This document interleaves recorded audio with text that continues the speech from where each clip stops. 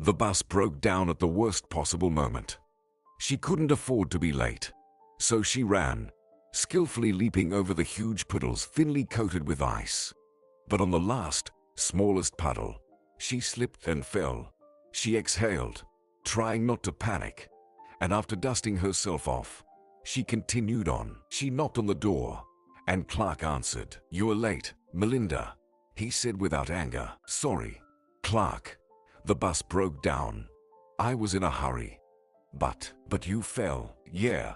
How did you know?" "Your knees are all dirty. Anyway, I have to go. Clean up and wait for me.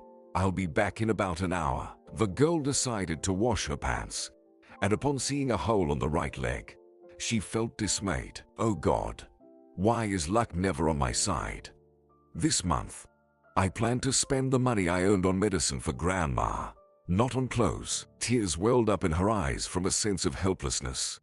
Grandma was the closest person to her, who loved her just because, not for anything else. She had plenty of time. She cleaned this 3-room apartment quickly, so she could have tea with sandwiches, especially since the owner sometimes allowed her to snack there. Melinda happily stretched out her legs, turned on some music, and smiled. For over 3 months now, she had been cleaning the apartments of wealthy people. She had 3 clients of such caliber. If only her parents could see her having tea with sandwiches. But they weren't destined to see it, because they passed away a year ago. She and her grandmother were left alone. Due to nerve issues, she lost her legs and was now confined to a wheelchair. That's why Melinda dropped out of medical school after her first year and started working. For 6 months, they lived on her grandmother's pension until a neighbor found her a job cleaning for wealthy people. Melinda had 2 3-room apartments and 1 5-room apartment. She cleaned almost all day in the latter and came home feeling drained. But now Melinda was earning well, and she and her grandmother had climbed out of debt. Her clients sometimes gave her groceries and gifts for the holidays. She felt connected to their comfortable lives. On the table where she drank her tea lay a $100 bill, her pay for the day. Clark was always satisfied. He was 12 years older than her, a man who owned a network of appliance repair shops. This time, she finished cleaning right on time. She had just sat down to rest when she heard the key turn in the door. "Are you finished cleaning?" the owner asked. "Yes, I just finished. I'll leave now." "You're not bothering me. I bought all sorts of food. Let's have dinner together and take something with you." "No, thank you. I had a sandwich, so I'm not hungry." "What kind of food is that?" "Come on, unpack the bags, and we'll have dinner together. Then I'll drive you home. Otherwise, you're all in dirty clothes." "Thank you, Clark. I feel really uncomfortable. And where did you buy all this? There are so many bags here." "I stopped by the restaurant." She felt that the man was showing too much interest in her. She liked and disliked it at the same time. It was nice to receive compliments from such an interesting man. But Melinda had a boyfriend, and she was afraid that Clark might overstep boundaries, forcing her to leave this house. After dinner, she had to clear the table. Putting on her wet jeans, which hadn't dried yet, she got into the car. She came home with $100 and a bag of groceries. Having done all her household chores, Melinda went straight to bed because she was tired, and tomorrow she had to clean a 5-room apartment. Before falling asleep, she thought about her grandmother, about her treatment, and memories flooded her mind, memories that could drive her crazy. Perhaps with time, she would be able to perceive more calmly that period when her parents died under terrible circumstances. That dreadful day, which divided the high school student's life into before and after. She remembered poorly. The church, the cemetery, the closed coffins. Everything was like in a fog. They held her grandmother from both sides, but they couldn't hold her back. She struggled to open the coffin to say goodbye to her son. The police advised against it. The faces of the bodies were so disfigured that a mother's heart might not withstand it. Then there were the funerals, and after some time, the killers were found. They were 3 thugs, with a criminal appearance. Later, the investigator told her roughly how things stood. Mom and Dad were gathering mushrooms in the forest, heading back to the car along a narrow trail when they saw three big men breaking the windows, pulling out their car's GPS and stereo. Her dad was always very brave, but he couldn't handle three men. He died instantly from a stab wound right to the heart. Then they slashed his face. Her mom was stabbed. She died from blood loss. Melinda was grateful to her mom's friend for coming for a few days and helping her through the toughest moments. Before leaving, she offered Melinda to go with her, but the girl couldn't leave her grandmother, saying that everything would be fine and she would manage. But she didn't. She managed. Soon, her grandmother couldn't get up. Her legs didn't obey and couldn't hold her. So, the girl's life turned upside down. Now she had to believe only in herself. She instantly matured by about 10 years, making the hardest decision of her life to leave the college she had dreamed of since kindergarten. She had to take care of her grandmother, who looked at her with guilty eyes but couldn't help. Melinda Stewart was a diligent girl. Her beautiful thick long hair, which she always tied in a tight ponytail, was always envied. She was an Eastern beauty. The oval face, the eyes, everything resembled the East. Her plump lips resembled ripe cherries and made older boys' eyes sparkle when they saw her. But she never boasted about it. Her mom always told her that it's okay to be proud of what she achieved herself. And this was all given to her by nature, and she didn't put any effort into it. Melinda took this lesson to heart and was a simple and kind girl. And when she lost her parents, she forgot how to look in the mirror. There wasn't enough time. But when Mrs. Thomas, her neighbor, introduced her to Clark, he was amazed by her appearance and immediately agreed to take her on at work. Of course, he wasn't lacking in women, but this budding flower required special care. Clark was a desirable bachelor, tall, with light wavy hair that was always well groomed, and a light stubble that gave him a special charm. Thick eyebrows made him seem a bit stern at first glance, but that was deceiving. He knew how to have fun, be considerate, and gentle. At 30, he was still unmarried, searching for that one person with whom he could share both sorrow and joy. Mrs. Thomas, his former housekeeper, told him Melinda's story, and he helped Melinda as much as he could, trying not to reveal his feelings for this Eastern beauty. Sometimes, he overheard her talking to someone named Dylan. Her voice softened, even became playful, leading Clark to conclude that Dylan was her boyfriend. "Melinda, why are you standing still?" The voice of the owner from the 5-room apartment, Mrs. Gregg, brought her back from her memories. "Sorry, I was thinking about my parents." "You can think about your parents at home. It's time to finish cleaning. And you haven't even cleaned the bath yet." "I'll finish in my own time and won't keep you waiting," Melinda said. Mrs. Gregg was acquainted with Clark. She liked the girl, modest and honest. Mrs. Gregg often gave her nice things, for which Melinda was grateful. Today's cleaning was thorough. Tomorrow the hostess was expecting guests, so everything had to sparkle. But at the end of the cleaning, she paid Melinda a very good sum. "Thank you, dear. Don't be upset with me. I know I can be harsh sometimes, but I appreciate your honesty and hard work. Here, take this. There's a bit of groceries in there." Mrs. Gregg handed her a bag. "Thank you." Overwhelmed with emotions, Melinda hugged the woman and burst into tears. There, no need to cry. You're such a good girl, coping with the burden that's fallen on you.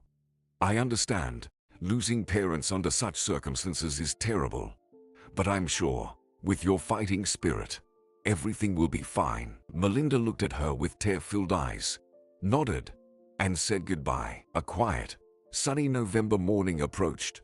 Melinda peeled her eyes away from her phone's screen and leaned back in her chair, gazing at the trees and houses flashing by the bus window. Today, she was heading to clean the second 3-room apartment, owned by the elderly Mrs. Sophie O'Brien. She was 65, looked wonderful, and was wealthy. Her apartment resembled a museum, filled with antique books, dishes, furniture, and beautiful icons. The husband of this remarkable woman was a high-class jeweler. He died at his desk, admiring his finished work.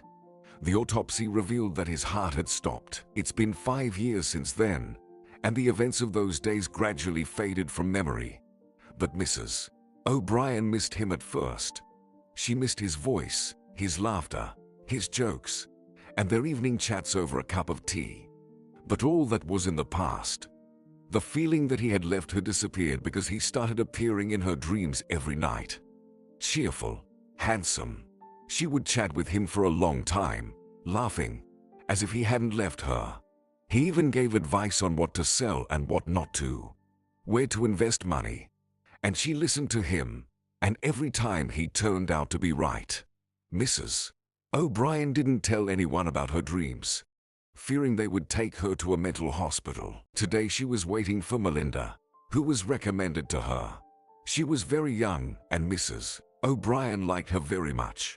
On the day of her arrival, the woman always ordered something delicious from the restaurant, usually a cake or pastries. And after cleaning, they both sat happily in the dining room and talked. Melinda asked a lot of questions and listened very attentively to Mrs. O'Brien. The landlady not only had life experience, but was also a psychologist with vast experience. And she still practiced a little, not for the money, but because she missed communication, missed people. Melinda loved this apartment the most. Here, no one ever rushed her or shouted at her. She wasn't afraid that someone might cross the line. Mrs. O'Brien reminded her of her grandmother. Kind and caring. Peace, quiet, and cleanliness reigned in her home. The girl couldn't understand why you would need to clean in an already clean apartment. Mrs. O'Brien, your place is so clean.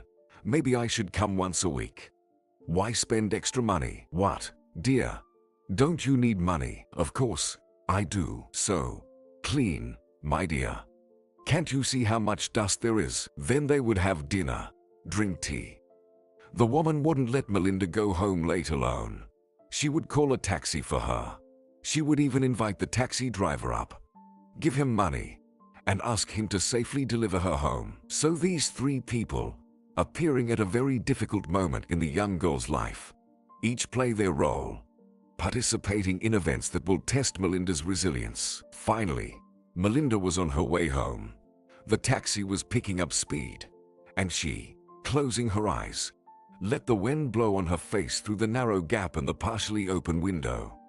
A phone call interrupted her thoughts, and she thought it might be Dylan. Melinda, hey, Dylan said. Hi, Dylan. The girl was glad to hear the young man. Where are you? I'm on my way home. I wanted to invite you for a walk. I'd love to, but I'm very tired. How about Saturday? I'm off work, and we can meet then. I'll be busy at the college on Saturday. Something interesting is coming up. Oh, what's that? I won't rush things yet. Let's wait another week. They ended the conversation when the taxi stopped at Melinda's building. Saying goodbye, she went up to the apartment. Grandma, I'm home. We'll have dinner now. But there was no response. Her palms became sweaty with worry, and she hurried into the room. Her grandmother was lying on the floor, and the armchair was overturned. Grandma, can you hear me? Melinda quickly dialed the emergency number. They arrived fairly quickly, and by that time, the woman had regained consciousness. Pray to God. The doctor said that the worst won't be confirmed. A fractured hip. It's a serious injury that can cause many complications, especially for elderly people. They carried her grandmother out on a stretcher, and the ambulance took her to the hospital. After the X-ray, the doctor's concerns were confirmed. Her grandmother felt unwell. She felt nauseous and dizzy. She seems to have a concussion too, the nurse said. Melinda didn't cry, although she wanted to. She was trembling. How will you get home in this condition? Do you have someone to call to pick you up? The doctor asked. She nodded. Melinda took out her phone and decided to call Dylan. Dylan, Can you come for me? Grandma's in the hospital, and I can't get home alone in this condition. No, dear, I can't, he said, winking at the blonde sitting opposite him with a glass of wine. I'm at the college for a project consultation. Okay, she said and hung up. She had some money with her, but she felt reluctant to spend it on a taxi. After all, that money would be needed for medicine. She slowly got up and made her way to the exit. Suddenly, her phone rang. Melinda, it's Clark. Hey, could you come to me tomorrow morning? He didn't finish, as the girl interrupted him. No, my grandma is in the hospital. I can't. She barely managed to reply. Where are you now? Clark asked, sounding concerned. At the hospital. Wait for me. I'm coming. He replied shortly. Clark had just finished a meeting and quickly came to help Melinda. So, how's your grandma? He asked. Not good. She fell and broke her hip and got a concussion. Melinda replied. Stay here. I'll go find out everything myself. He got up and walked down the corridor. In the doctor's office, he found the attending physician. Do you have a private room? Can you arrange for a caregiver? Clark asked. Yes, but it's expensive. But we can work something out. Who are you so worried about? The doctor inquired. Carolyn Stewart. She was brought here today. Understood. Okay. We'll take care of everything. Melinda started to worry because Clark was gone for so long. But when she saw him, she rushed to meet him. Clark, how's Grandma? Nothing new for now, but she's been moved to a private room, and there will be a caregiver for her. Here's a pass for you, so you can come at any time convenient for you. She hugged him around the neck, and he stopped breathing, tensed up, froze, as if the ground had been pulled out from under him. He didn't know what to do with his hands, but then he gently hugged her around the back. Don't worry, everything will be fine. Let's go. I'll take you home. She nodded and obediently followed him. As Clark pulled onto the road, Melinda suddenly realized she was glad to see him. So reliable and tender. Next to him, she stopped trembling, and her hands became warm. She glanced at him, and although Clark was attentively watching the road, he felt her gaze, took her hand with his own, and squeezed it. Don't worry. Thank you so much, Clark. I understand that a private room and a caregiver cost money, so I'll clean your place for free. That way I can pay you back. Don't talk nonsense. It's not difficult for me at all, and it's nice to help a good person. Right now, the most important thing is to get your grandma healed. Finally, he looked at her and winked. In response, she smiled. It was such a small gesture for everything he had done for her. On Saturday morning, Melinda went to see her grandmother in the hospital. Her grandmother was feeling unwell. She had had a high fever all night, and in the morning, she was completely exhausted. Melinda, sit down. I'm glad to see you. How are you? Her grandmother greeted her. Grandma, it doesn't matter. Tell me, how are you? Why did you fall? Melinda replied. I wanted to lie down. My back got tired from sitting in the chair all day. But it didn't work out. I want to talk to you. I know you don't like these conversations, but I have to tell you. I have a bad feeling. I won't recover from this. Bury me next to Julian, your dad. Grandma, why are you scaring me? Understand, as hard as it is for me now, it will be very bad without you. I don't even have anyone to consult with. I understand. It's scary to realize that you're forever separated from a dear person, but you haven't done everything on this earth yet. When you marry me off, when you see great-grandchildren, then we'll return to this topic. Okay. We have to fight. I have no strength to fight. All my reserves of strength went away with Julian. It's time for me to go to him. You're smart. You'll be fine. There's clothes in my closet with a letter on it. You'll read it when I'm gone. Don't cry. Everyone has their own reserves of strength and energy. I've used them all up, but life is better. Death itself is repulsive, abnormal, Unnatural. You say that because you are still very young, and your whole life is ahead of you. But I've lived mine. Don't worry. I'm not afraid. I'm tired, dear.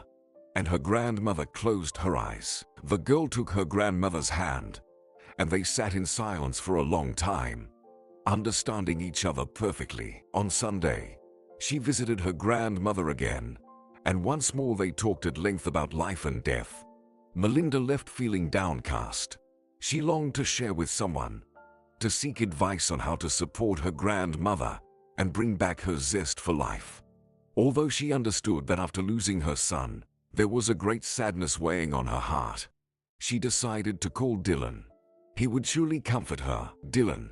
Hey, she said. Hey, how's your grandmother? Is she feeling better? He asked. No, everything is still bad. She replied, sniffing. Are you crying? Could we meet today? I'd tell you everything in detail. She requested. No, Melinda, I'm busy at the college. Send my regards to your grandmother. I'll call later. He said. Goodbye, Melinda said sadly, thinking that nobody cared about other people's problems. Her grandmother didn't like Dylan. She called him slippery and unpleasant. He's not your type. He's looking for where it's more profitable, richer, her grandmother had said. But he likes me. He told me himself. Melinda insisted. She noticed that Dylan had changed a lot lately. While she was talking on the phone, she walked far from the bus stop and decided to work until the next one. Her grandmother's words about having no strength to live and fight kept echoing in her head. She walked leisurely past a building when suddenly, through the large window of a restaurant, she saw Dylan. He looked cheerful, not like someone who was consulting with anyone. She quickly dialed his number. Yes, dear, he answered. Are you still not free? She asked. No, I'm working late today. He accidentally turned his head and saw Melinda. Are you stalking me? He joked. No, of course not. I'm walking home from the hospital, just taking a stroll. And it seems your plans have changed, and consultations are happening right in the restaurant. She replied. Melinda, you're not my wife. He retorted. Thank goodness for that. I'm once again amazed by my grandmother's insight. She replied. I never liked your grandmother either. He remarked. Don't talk about my grandmother like that. All right. Looks like your girlfriend is getting bored. Goodbye. She felt hurt that she was being led on like a silly girl, when she had already fallen in love. Once again, her grandmother turned out to be right. She ran as fast as if she was chasing a departing bus, but the run calmed her a little. When she got home, Melinda let her tears flow freely. Sitting on the couch, wrapped in the embrace of a large pillow, she cried all evening. Melinda realized she was exhausted. She just wanted to go to bed. That was her only wish. After such a difficult day, she wanted to relax a bit. The girl's first morning passed in solitude. As far back as she could remember, her grandmother had always been present in their family. Melinda's father, Julian, she raised alone, and she raised him to be a real man, unafraid of difficulties and able to take responsibility. So when he brought home Mary, a girl from the orphanage, to introduce her to his mother, Melinda's mom understood from his eyes that arguing was pointless. Her son would do things his way. She didn't immediately accept Mary, but when her granddaughter was born, peace and tranquility descended upon the family. The small, brightest and warmest room became the nursery. Melinda still slept there. Her father always earned good money, offering her mother the chance to stay home with the child. But despite her love for her daughter, she didn't want to stay home.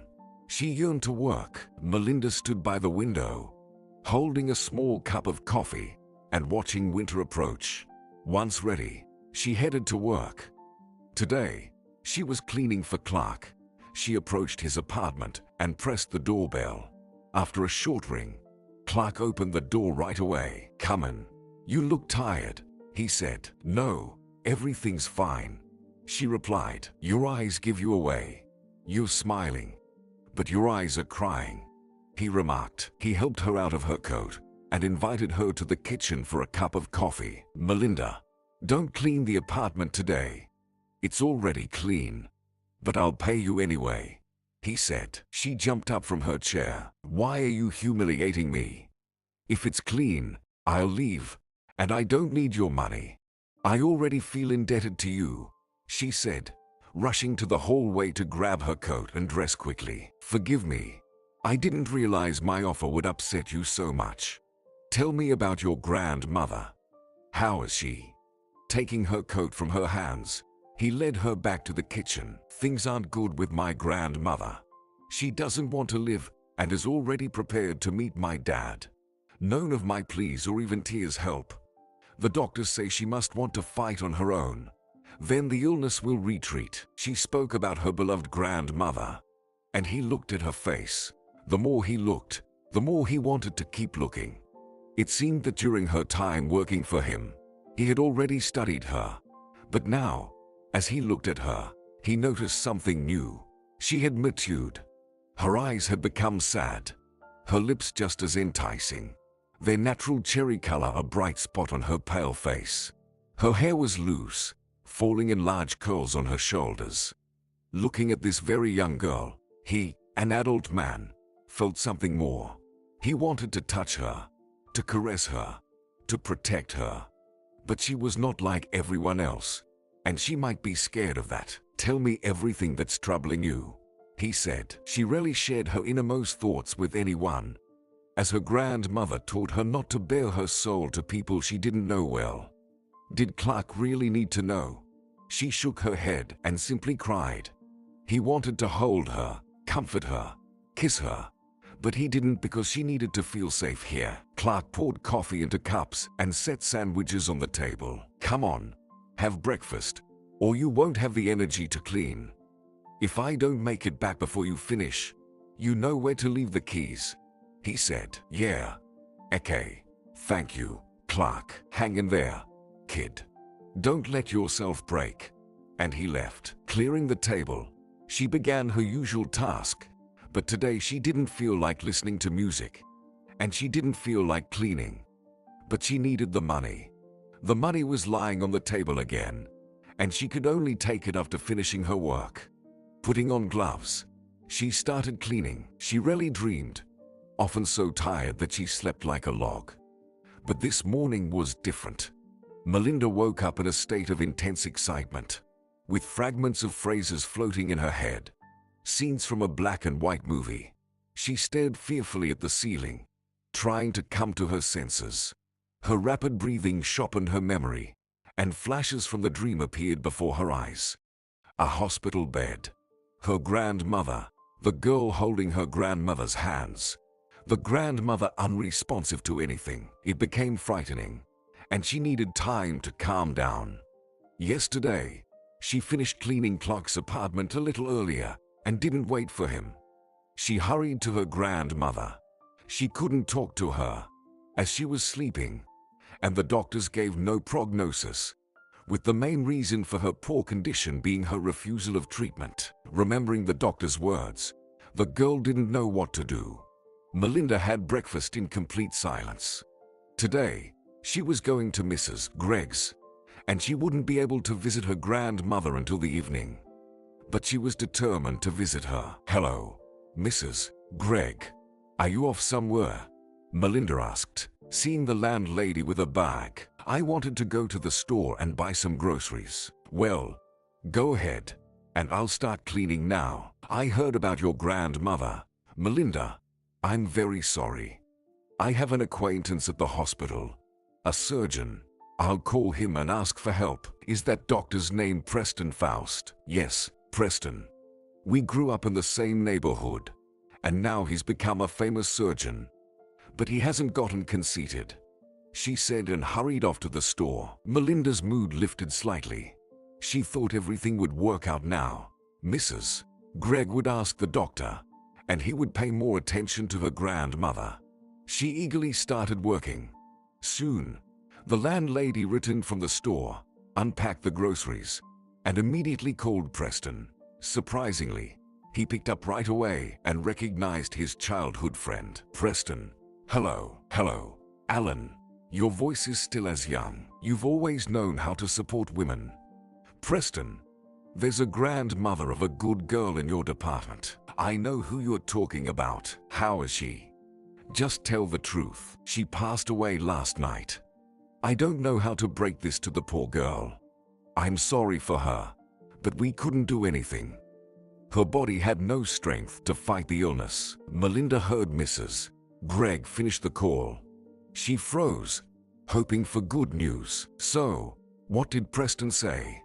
Is there hope that Grandma will get better? Mrs. Gregg hugged the girl, holding her close. She was trembling, unable to find the right words to comfort her. Are you crying?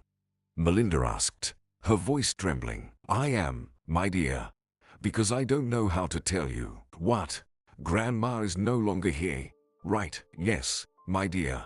She passed away peacefully, without pain. She just fell asleep, and that was it. It happens, Melinda. We're all mortal, and losing our loved ones is always hard. I don't know why so much has happened to you, but I'll help you. Don't worry. Mrs. Gregg gave her hot tea, and gradually Melinda came to terms with the news. When she realized what had happened, she began to have a breakdown. Perhaps one cannot prepare for this, and such news always catches one off guard. After a huge dose of sedative, Melinda calmed down and even managed to doze off. There were few people at the funeral. 3 of her grandmother's friends, elderly ladies in their 70s, and neighbors attended. Then Clark arrived. He said that the memorial lunch would be at a small cafe, and he would cover the expenses. Thank you, Clark. I have the money. Grandma prepared everything. And please don't refuse because she wouldn't like it, Melinda said. Don't rush. You can pay me back when you can. Okay. She nodded. She liked how good words were spoken about her grandmother at the memorial, and only familiar faces were present. Your grandmother would be pleased. Mrs. Gregg approached her. You're a good girl, Melinda. Take this for now. Oh, come on. I have money. We should help each other. That's right, Melinda. Never refuse help. I understand. The girl replied and hugged Mrs. Gregg. After the memorial, Melinda went home. Now no one was waiting for her. After such a tough day, she wanted to go to bed immediately, to forget. She entered the apartment, took off her shoes, and suddenly heard some rustling. She stopped and listened. It seemed like someone was walking in the kitchen. Who's there?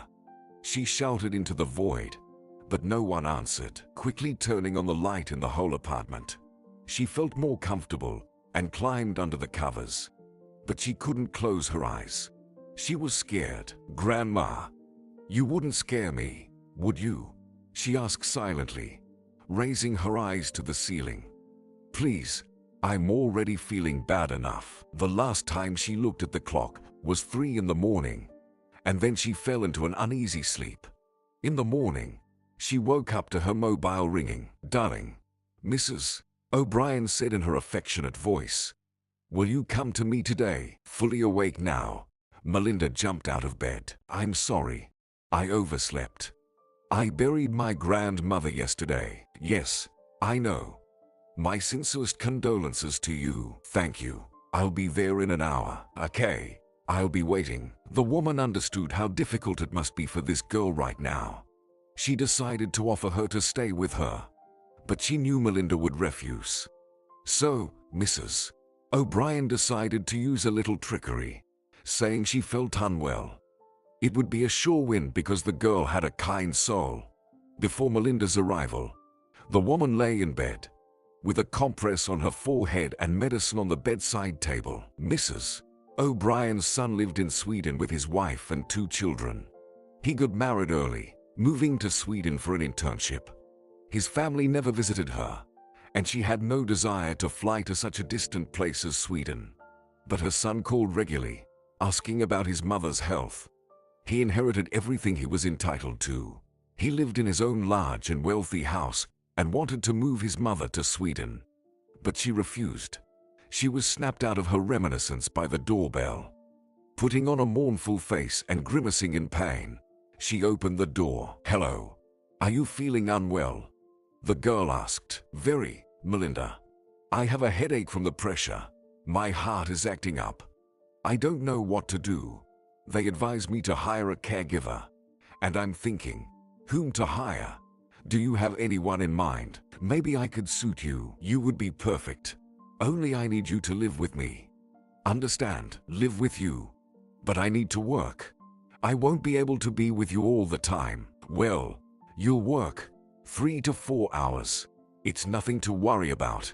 And the rest of the time, you'll be with me." "Then I agree. Honestly, I'm so scared to live alone after my grandmother's death. Someone is walking around the apartment. Or I imagine it." "Well, that's good. Let's have you rent out your apartment. And you'll have some extra money. Let's say, for 6 months. And then we'll see," she said, seeing the joy in the girl's eyes. "I like this idea." Mrs. O'Brien wanted to get up, take off the compress from her forehead, and offer some drinks for a successful deal. But she caught herself just in time. "I'll go lie down, darling." "Yes, yes. Go rest, and I'll start cleaning," Melinda said, caring. Opening her eyes in the morning, Melinda didn't immediately understand where she was. Surveying the room with sleepy eyes, she didn't see her simple floral wallpaper, the familiar chandelier, and only then remembered that she was at Mrs. O'Brien's. The hands of the beautiful antique clock were approaching 8 in the morning. She quickly got dressed and left the room. Mrs. O'Brien, wearing a beautiful apron, was preparing breakfast and humming to herself. "Are you feeling better?" Melinda asked. "Yes. Don't worry. I took my medicine. Everything's fine," Mrs. O'Brien replied. "So, you don't need a caregiver anymore?" "What do you mean?" "I still need one," she said, swaying for credibility. "Oh, Melinda, sit me down. I feel dizzy." They had breakfast, chatted about nothing in particular, and both were happy. "Melinda, you need to think about your education. It's time to return to life. I believe both your parents and your grandmother wanted only the best for you. Bring your textbooks and everything you need from home to start preparing for college. I need to figure out how to combine studying with work. That's unlikely. Medical school is serious. It requires preparation that takes time. So, I'll continue to pay you for cleaning.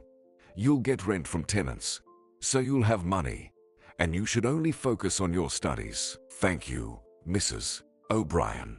The Lord sent you to me. He sent you to me." "Thank you, dear." Melinda helped O'Brien rent out the apartment.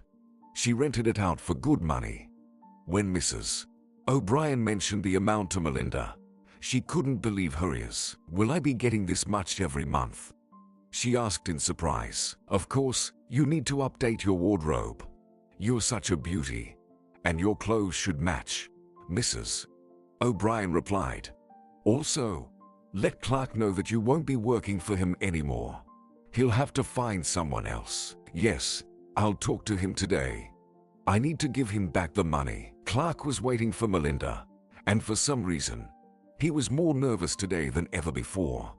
She arrived, as always, fresh, beautiful, with a blush on her cheeks. But her eyes were still sad. "Hello, Clark. I brought you the money. Thank you so much for your help," Melinda said. "Melinda, why are you in such a hurry with this money?"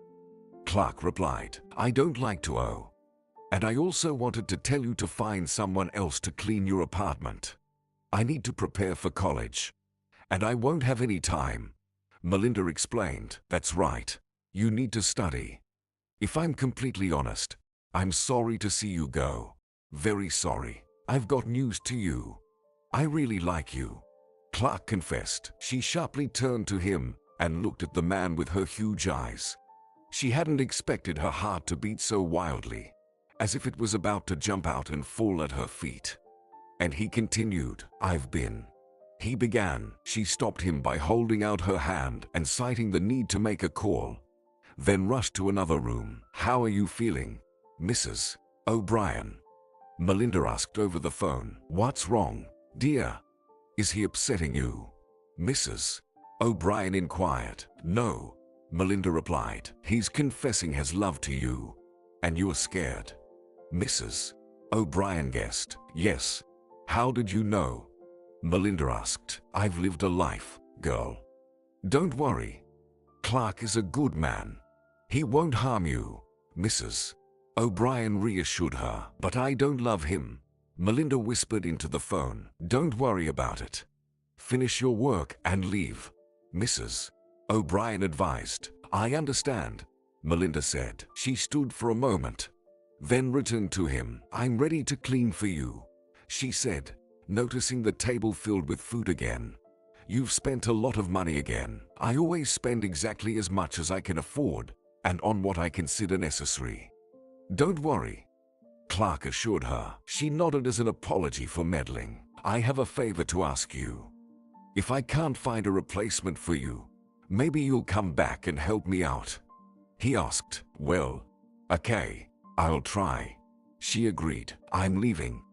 But think about what I said, he said before leaving. She stood with her eyes downcast, shaking her head. Don't worry, Clark, she murmured. He quickly stepped out, closing the door behind him.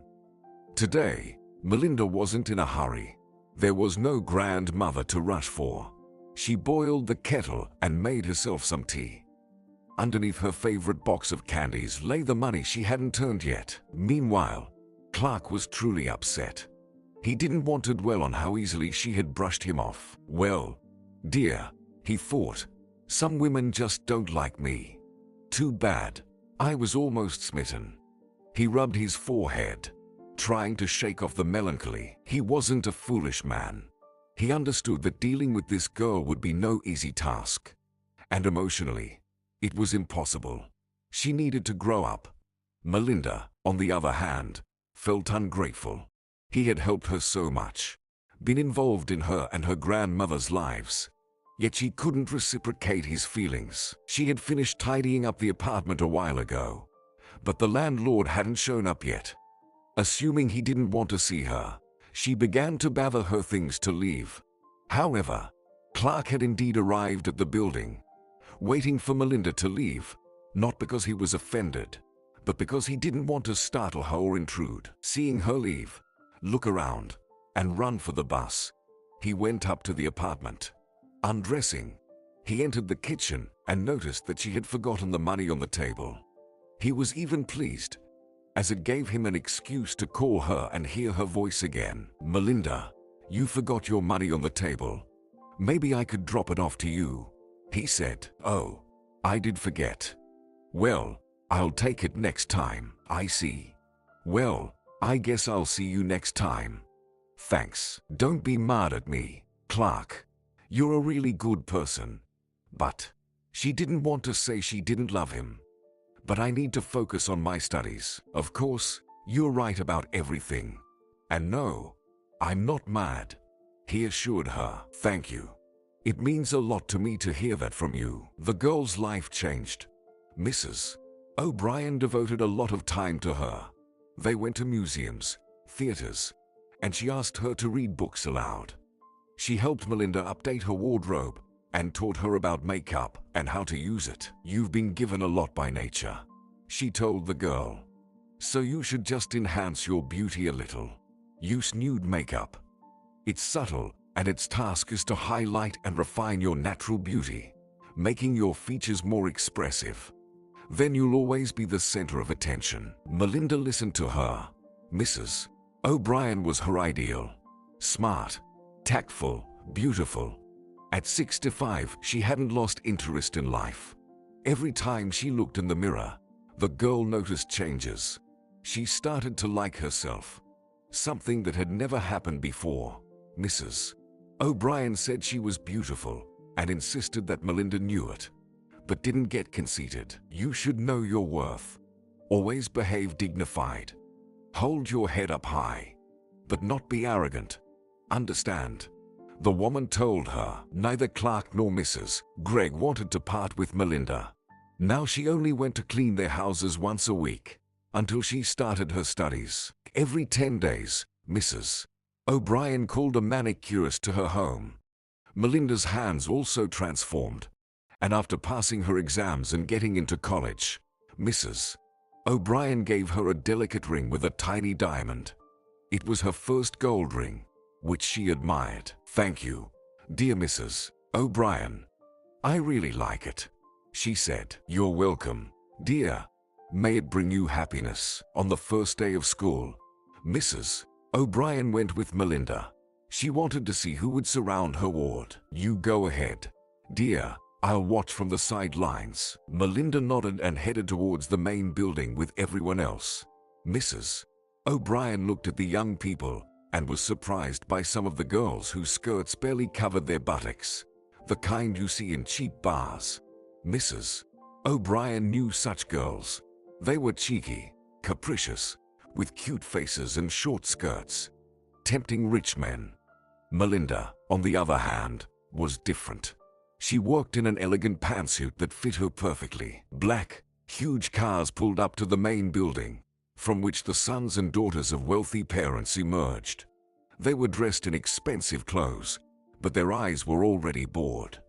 "And these are our future doctors, whom people will trust with themselves or their children." Melinda enjoyed studying. There was no stopping her when she returned from college. She would talk endlessly about the lectures, who taught them, who she met. She just couldn't stop. Mrs. O'Brien's life changed too.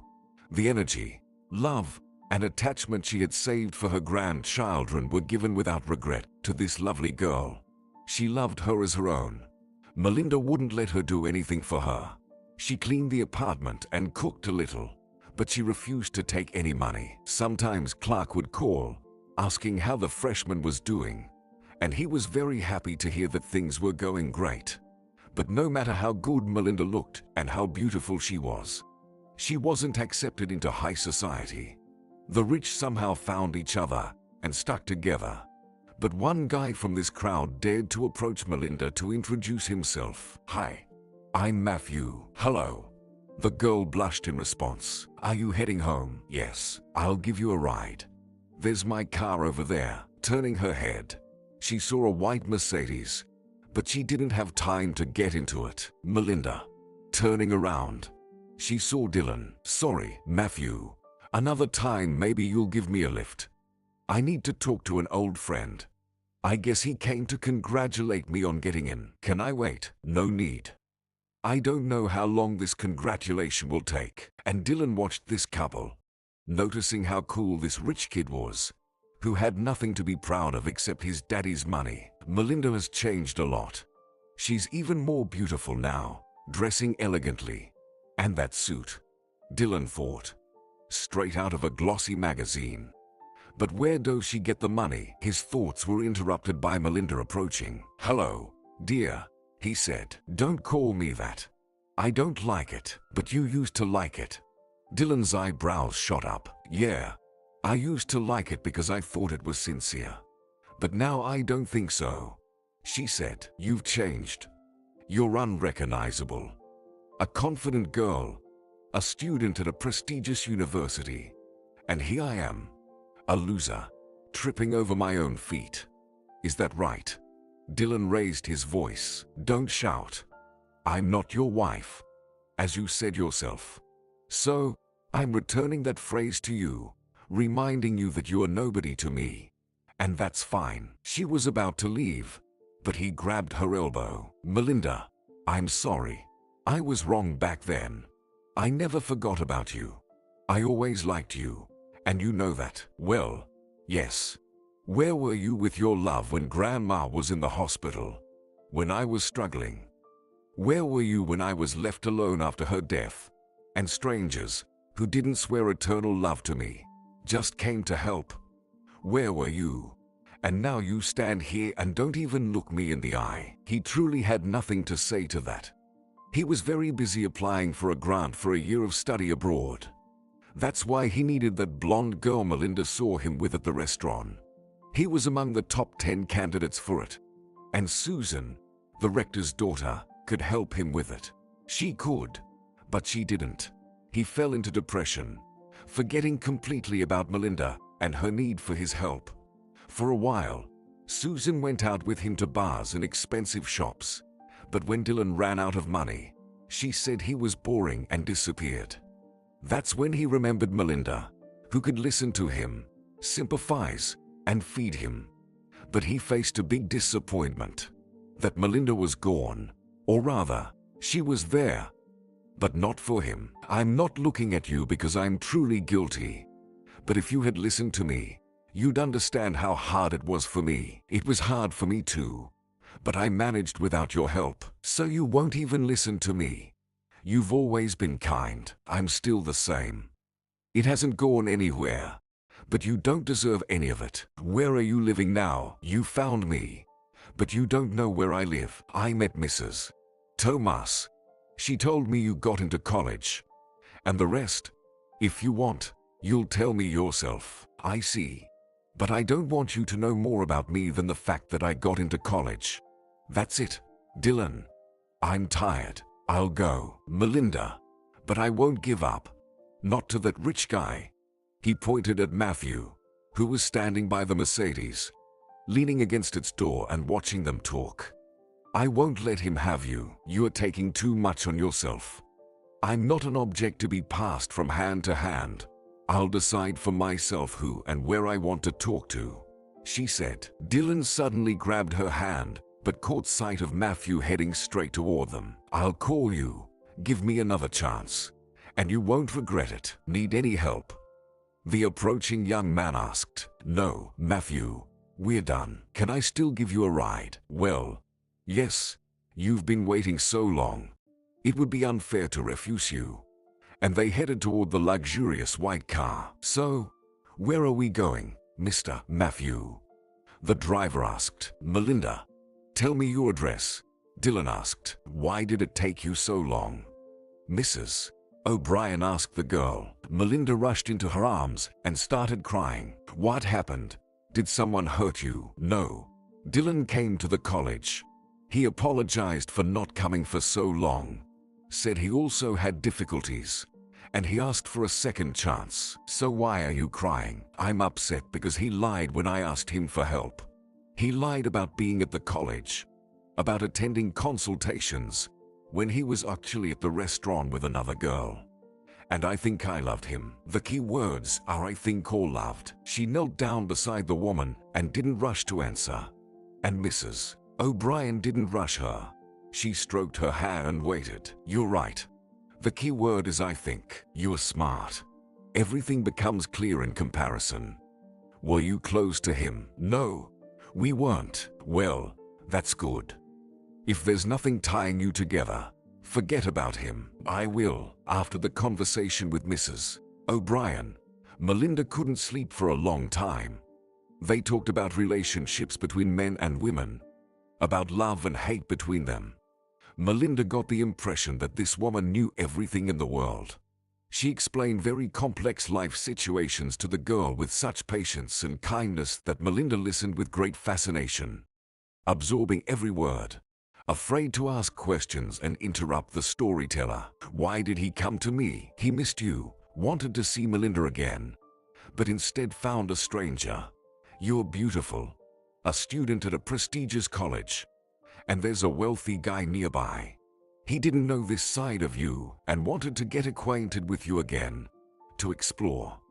But you don't need that because you know what he can be like when he needs something. She remembered how they used to spend time together, going to the movies, sharing impressions of books they read, even visiting his friends. It all seemed like a past life to her now.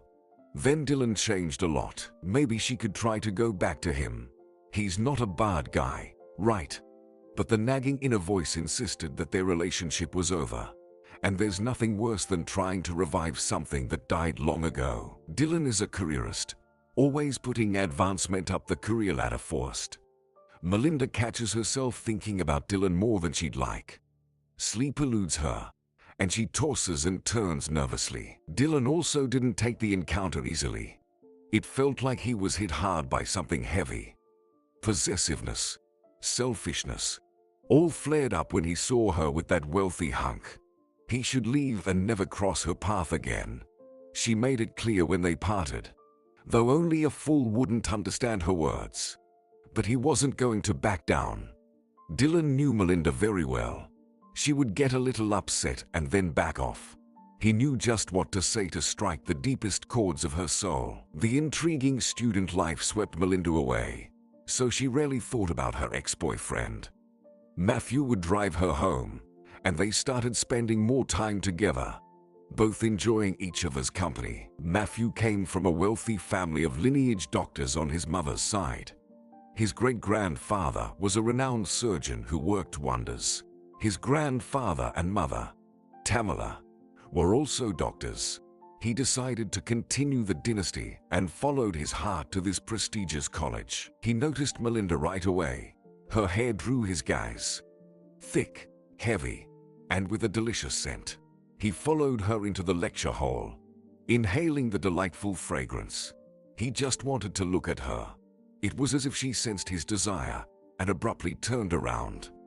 Taken aback, he froze, causing those behind him to jostle. "Hello," he managed to say. "Hi," the beauty replied, and they worked on together. Matthew amusingly courted her, sometimes with an apple, sometimes with a chocolate bar, all the while quipping that it was brain food.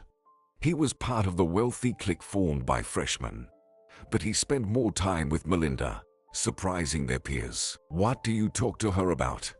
It's obvious she's trying so hard to fit in. Sure, she's a beauty, but her background speaks for itself. Even tastefully chosen clothes can't hide that," remarked one of their classmates. At first, Matthew was furious and defended his girlfriend, but then he decided it wasn't their business how he spent his time. Melinda sensed her classmates' attitudes and felt anxious, but her anxiety would have been much stronger if she knew about the conversation between Matthew and his father. Matthew's father, Michael, worked in oil production. He was well known in the field, and his circle was accordingly influential. So when the driver reported to him that Matthew was dropping off a beautiful student at home every time, his father decided to have a talk with him. Walking into his room, he caught him in the middle of a chat. "Are you texting with Melinda?" Michael inquired, knowing the answer beforehand. Matthew flinched but didn't hide it. "Yes, with her." "Who is she? Who are her parents? Where do they work?" His father pressed on. "Dad, it's not the 19th century, and who her parents are doesn't matter. She's a beautiful and smart girl.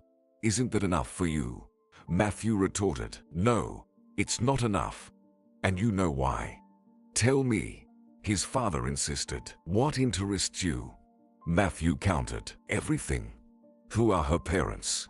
Where do they work? Where does she live?" Michael demanded. "She doesn't have parents. They died. Her grandmother recently passed away too.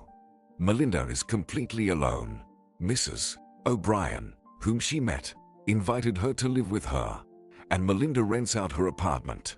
"Melinda," Matthew started. "No need to continue. I understand everything now. She's after money. Latched onto you when she saw the car. Expensive clothes. What have you already given her?" Michael interrupted. "Dad, can you please stop? She doesn't need my or your money."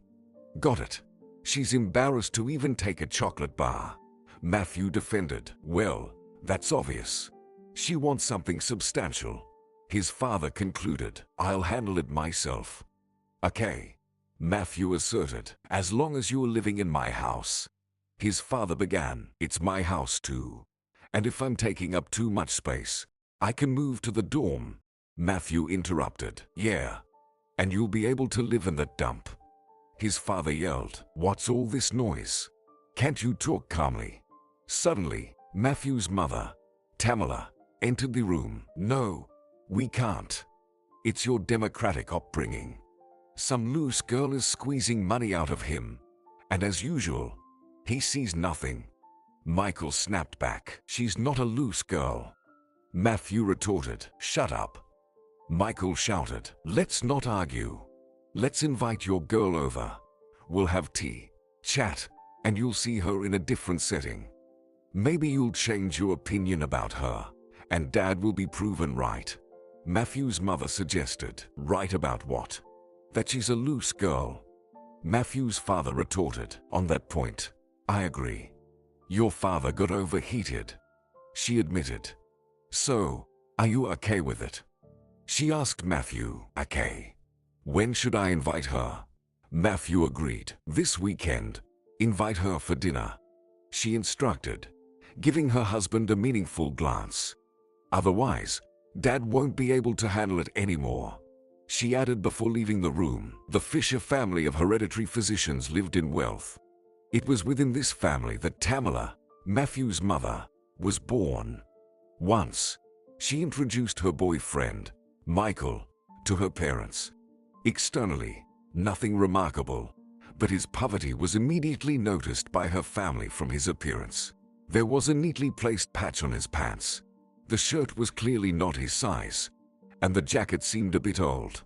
He was almost kicked out of Tamala's house then, but he pledged his love to Tamala and promised her parents that he would earn all the money in the world to provide a happy life for his girlfriend and their future children. Tamala remembered this in light of her son's recent conversation with his father. Michael forgot everything about how poor he was and now started accusing the girl of all sins. Not good, Michael. Forgetting the past and not believing in love. My parents trusted you, she thought to herself. Tamala was a little upset about her husband's behavior. Blaming someone for something they are not guilty of is vile. She noticed that Michael had changed. Money, power, environment. They change people, and not always for the better. There were 2 days left until Saturday, and Tamala had already planned the dinner and meeting the girl to talk and calm down. But the meeting never happened. Matthew, what's the point of this meeting? We've known each other for 3 months. We're not getting married. Why this meeting? I won't go, Melinda said. Matthew was deeply offended, but internally agreed with Melinda. Why should we cater to father's wishes? He's just scared for his money.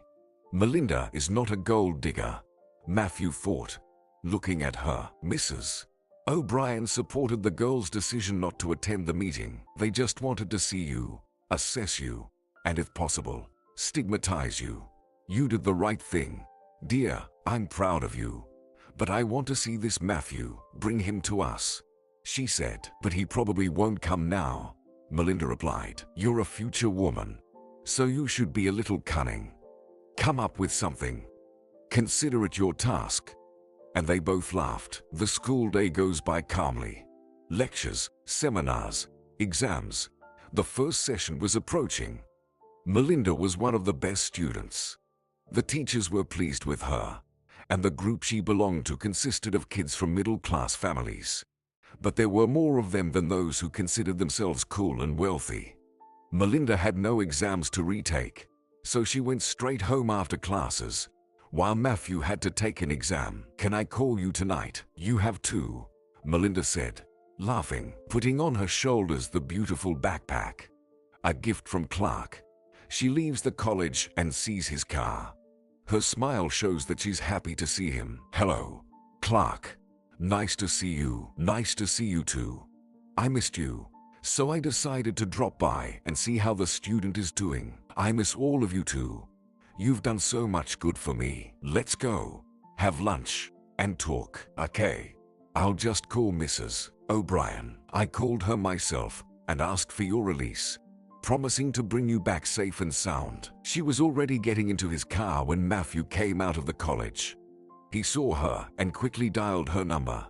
The girl didn't answer immediately. Why did it take you so long to pick up? The phone was in my backpack, so it took me a moment to get it. Did you finish everything? Yes, they gave everyone passing grades right away. Oh, that's great. I was studying for 3 days. Where are you now? I'm going to have lunch with Clark. And who is he? Matthew. You know I don't like baseless jealousy. We talked about it too. He's a good family friend. Okay, see you tomorrow. Matthew was very angry with her. How many times had he invited her to lunch at a restaurant? The answer was always the same. No, I don't want to go to restaurants on your father's money. But now she agreed to go with that guy. Matthew got into his Mercedes and his driver took him home. A little later, Matthew decided to drive to Melinda's place and wait for her outside the entrance. They arrived at 6. The man helped Melinda out of the car and escorted her to the entrance. "Thanks for the evening," said Clark. Matthew overheard this. "Thank you too. Feel free to call me sometime, Clark." As soon as the car drove away, Matthew immediately dialed her number. "Melinda, where are you? I'm heading home. Wait for me. We need to talk." After a while, he approached her, looking at her with a hint of mockery, which angered Melinda. "Why did you come here? Aren't you glad to see me?" "Matthew, are you trying to start a fight so that all the neighbors hear? I'm not your wife or even your fiancé. I believe jealousy is for the weak and insecure men. I don't think that's you. It's a horrible feeling, humiliating me." "Got it." He opened his mouth to respond, but at that moment, the door opened, and Mrs. O'Brien appeared. "Hello, youngsters. Come on in," she said, letting them into the apartment. They both entered the apartment feeling offended. "Well, come in, Othello," said Mrs. O'Brien, eyeing Matthew from head to toe. "Although you don't quite fit the Othello image. Too young for that." "Was Othello an old man?" "No, he wasn't. Have you read Othello?" "I watched the movie." Matthew grumbled unhappily. "Oh, at your age, you should be reading books." "I'll retire and lie on the couch reading Shakespeare. I've been retired for 10 years already, but I have no desire to lie down at all." "I'm sorry. I didn't mean to offend you." Melinda stood and listened. She didn't like the tone with which Matthew spoke to Mrs. O'Brien. It seemed to her that he wanted to show, despite his age, that he was superior to her in every way. But when he apologized, she calmed down a bit. "It's hard to offend me, young Manuel. I'm older and wiser than you. I see much more and further than you do. And of course, I don't rely solely on emotions, which can't be said about you. May I speak with Melinda and leave?" "I thought you already talked." "No, I haven't finished saying what I wanted to. You opened the door too early." "No, I opened it just in time. I didn't like your tone when you spoke to Melinda. It was just as rude as it is now. And I ask you to leave, young man." "I'm Matthew. Goodbye," she said, indicating that the conversation was over. Melinda didn't see him off, and in anger, he slammed the door too loudly. The elevator took him away from the apartment where he had just shown himself from not the best side. Leaning against the cabin wall, he pondered. He was furious. No one had ever talked to him like that before. And this old woman humiliated him in front of Melinda. He stopped a taxi and, giving the address, leaned back on the soft seat. "I need to remember the old methods of getting attention," thought Matthew. "I'll give Melinda a break for a week. She'll come to me herself. I didn't notice any other guys lining up for her. And that old weirdo is not even in the game." Everything was boiling inside him. "You don't know me well, girl. A real man stops at nothing. And I will achieve my goal because until today, I always got what I wanted. And anyway, I need to go back to the guys in the group. To my pride." Mrs. O'Brien remained silent after the young man left, contemplating their conversation. "Is he not my guy?" Melinda asked cautiously. "Don't rush, dear. He's certainly got character. He absorbed everything his parents instilled in him, so it's hard to blame him for anything here. But I think he's not lost. I believe we'll settle what we've started with him." In the morning, without having breakfast, Melinda rushed off to her studies. And 15 minutes later, the doorbell rang. "It's Matthew," Mrs. O'Brien thought, and went to open the door. There he stood, with dark circles under his eyes from a sleepless night. Tall, handsome, in perfectly fitting jeans and polished to a shine shoes. "Aren't you surprised?" he asked. "No, I knew you'd come back, so I'm not surprised. Sit down. Let's have breakfast." "No, just coffee. No sugar." "A splendid breakfast," the woman said, placing a cup in front of him. They sit in silence, exchanging rare glances, studying each other. Yesterday's situation still hung over them. The woman looked at his well-groomed hands, cleanly shaved face, and stylish haircut. After finishing his coffee first, Matthew didn't procrastinate and got to the point of why he came. I behaved inappropriately yesterday. I want to apologize for my behavior. I couldn't control myself after seeing Melinda with that man. She didn't rush to answer, but scrutinized the boy's eyes carefully. Why are you looking at me so attentively? He asked. I'm looking and seeing a capricious child who doesn't want to give up a beautiful toy, forgetting that it's not his. I'm not a child. I'm a man. Oh. A man is not someone who counts the number of women he's had in bed. A man is about actions, reliability, independence. Such men, of course, may have many women, but more often, they have one main value: family. That's in an ideal world. Matthew confidently joined the debate. Such men are literary heroes because life teaches to be tough, strong, have willpower, love oneself, and be confident. I wouldn't marry such a man, the woman firmly declared. Maybe today's youth values different things, but a man should always remain exactly as I've described. This topic is interesting, but I have to run to the college. Do you forgive me? We'll see, Mrs. O'Brien replied. Matthew entered the lecture hall only for the third class. Seeing him, Melinda waved her hand, but he didn't look in her direction, immediately taking a seat at an empty spot in the front row. Hi, Matthew, whispered Penelope, the most spirited girl in their group. Her father owned a dental clinic. She drove herself to the college in a brand new Jaguar F-Pace and was very proud of it. Matthew knew that all the parties took place at her mansion outside the city, in the huge 3-story house. Her parents lived in the city all week to avoid traffic jams on their way to work, so the mansion was always free. Penelope did reasonably well in her studies despite all the absences. She whispered something in his ear, wrapping one arm around his neck, and this time, he didn't want to shake her hand off, knowing that Melinda was watching all of this. She struggled to focus on the lecture.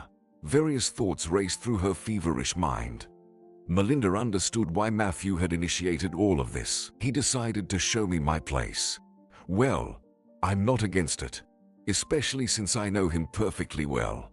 I'll play your game of the offended boy, but there's no way back for you, the girl decided, watching this scene staged especially for her. What did she feel at the moment of making such a decision? It was difficult for her to understand, but it wasn't jealousy. Rather, it was surprise that a modern, handsome guy stooped to revenge. Classes ended, and the girl quickly descended from the top of the auditorium. Hi, Matthew, she said as she passed by. Hello, Melinda, he replied hoarsely. All right. Let's play politeness and just be good acquaintances, the girl thought. Not long ago, he was holding her hand, talking about jealousy and even meeting her parents. But today he exuded coldness, indifference, and unwillingness to communicate. She didn't want to dive into this world of hypocrisy, but by convincing herself that this was life, she almost calmed down. Leaving the college, the girl saw Dylan. Oh God. The last thing I need right now is him, the girl thought, and approached him. Hello, dear. You look beautiful as always, he said. I asked you not to call me that. Have you suddenly forgotten something? Melinda, I miss you terribly. I feel awful without you. Can one mistake really ruin our friendship, our good, trusting relationship? Maybe, Dylan. Don't even doubt it. The girl was about to leave, but he pulled out an incredibly beautiful fragrant white rose on a long stem. This is for you. It's frozen, just like you. Let's go to a cafe, have some hot coffee. At that moment, the door opened, and a cheerful group led by Matthew emerged from the college. His dark eyes were fixed on Melinda. She didn't even need to look to know whose heavy gaze was burning into her back. She felt it with her whole body. She wanted to rid herself of this uncomfortable attention. Let's get out of here, Melinda said discontentedly. Why do you need this romantic game? Remember, This rose won't echo in my heart. I still don't want to see you or know you. As soon as they turned the corner and disappeared from Matthew's view, Melinda handed the rose back to Dylan. Don't come here anymore. I crossed you off a long time ago. Your songs about a yearning soul don't affect me anymore. Just go to hell. To calm down.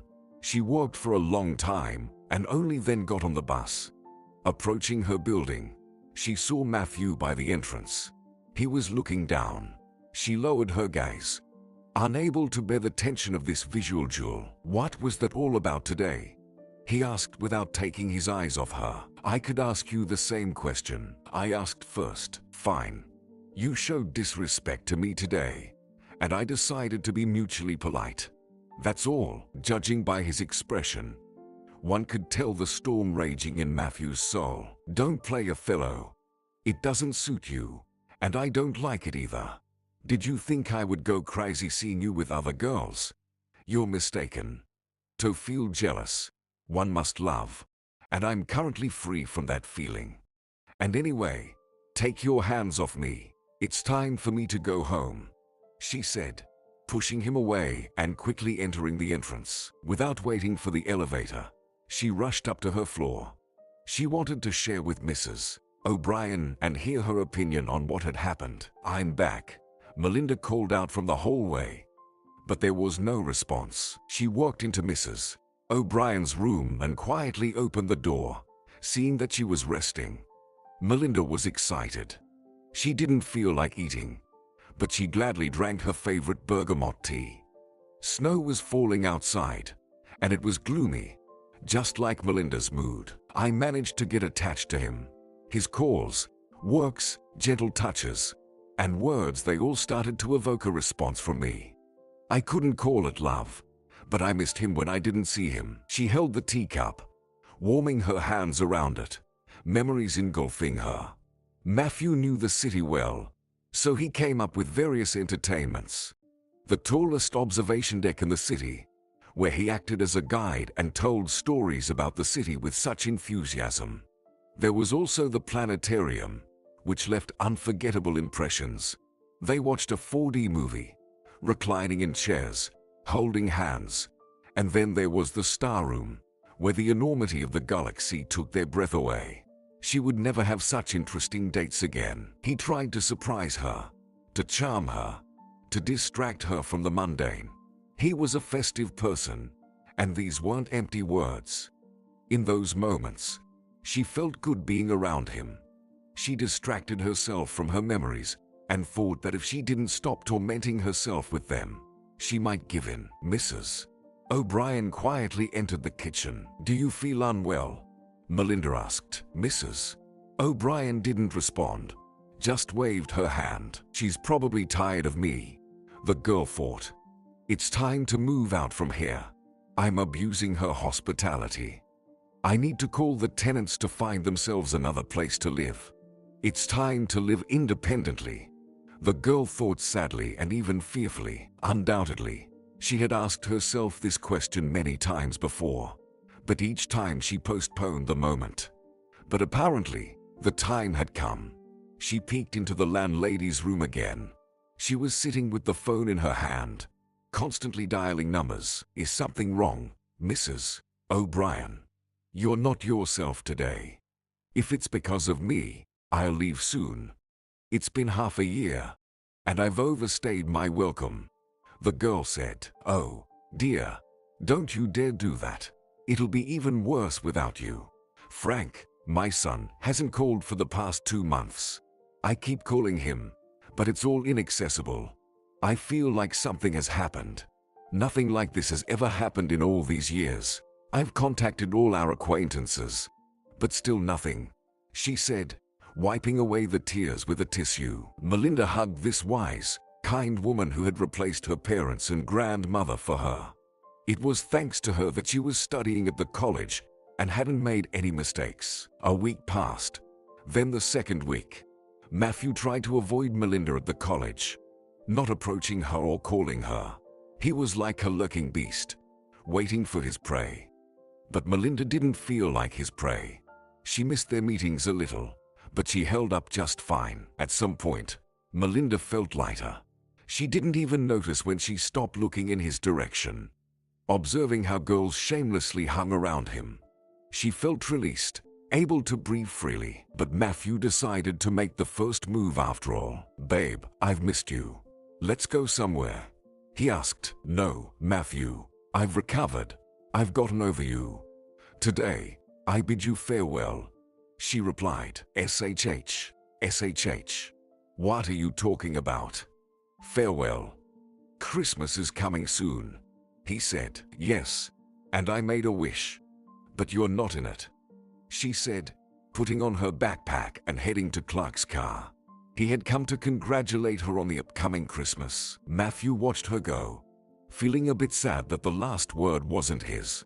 Melinda returned home by evening. Mrs. O'Brien seemed gloomy. Still no news from Frank, so Melinda tucked away her good mood. She didn't know how to help this wonderful woman. She was hesitant to tell Clark. It wasn't her secret, although he could have helped. "How are things at the college?" The woman managed to ask. "Don't worry about me. Everything's fine. Exams are coming up." "Still no word from your son?" She shook her head instead of replying and went to her room. "Mrs. O'Brien, let's tell Clark. Maybe he'll have some thoughts on this," Melinda suggested. Tell him, dear. But I don't know how he can help from here, except for showing sympathy," Mrs. O'Brien replied. But Melinda was already dialing his number before Mrs.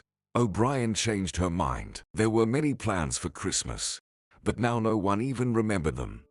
Melinda worried about Mrs.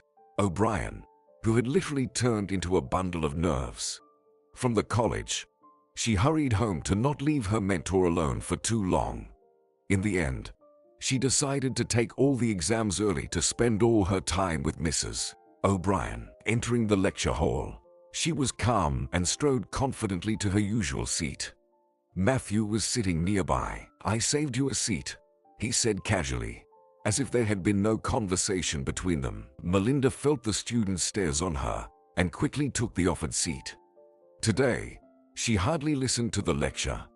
Taking out her textbooks, she reviewed exam questions. Matthew watched her with curiosity but didn't ask anything. When the lesson was over, he dared to ask her a question. "Do you want to take the exam early?" "I do, but I don't know if it will work out," she replied, not looking up from her textbook. "What's the rush?" he asked interestedly. She didn't go into the details of the reasons, but simply replied, "It's necessary." "You're very capable, Melinda," he said. "You study all the subjects diligently, so everything will be fine." She looked up at him. "Thank you, Matthew, for your support. I could go with you to make it less scary," he offered. "That's unnecessary. I'll manage." She passed the exams easily, answering all the teacher's questions. After that, she walked out and hurried home. On the street, she bumped into Matthew. "I've been waiting for you," he exclaimed. These moments dragged on for so long.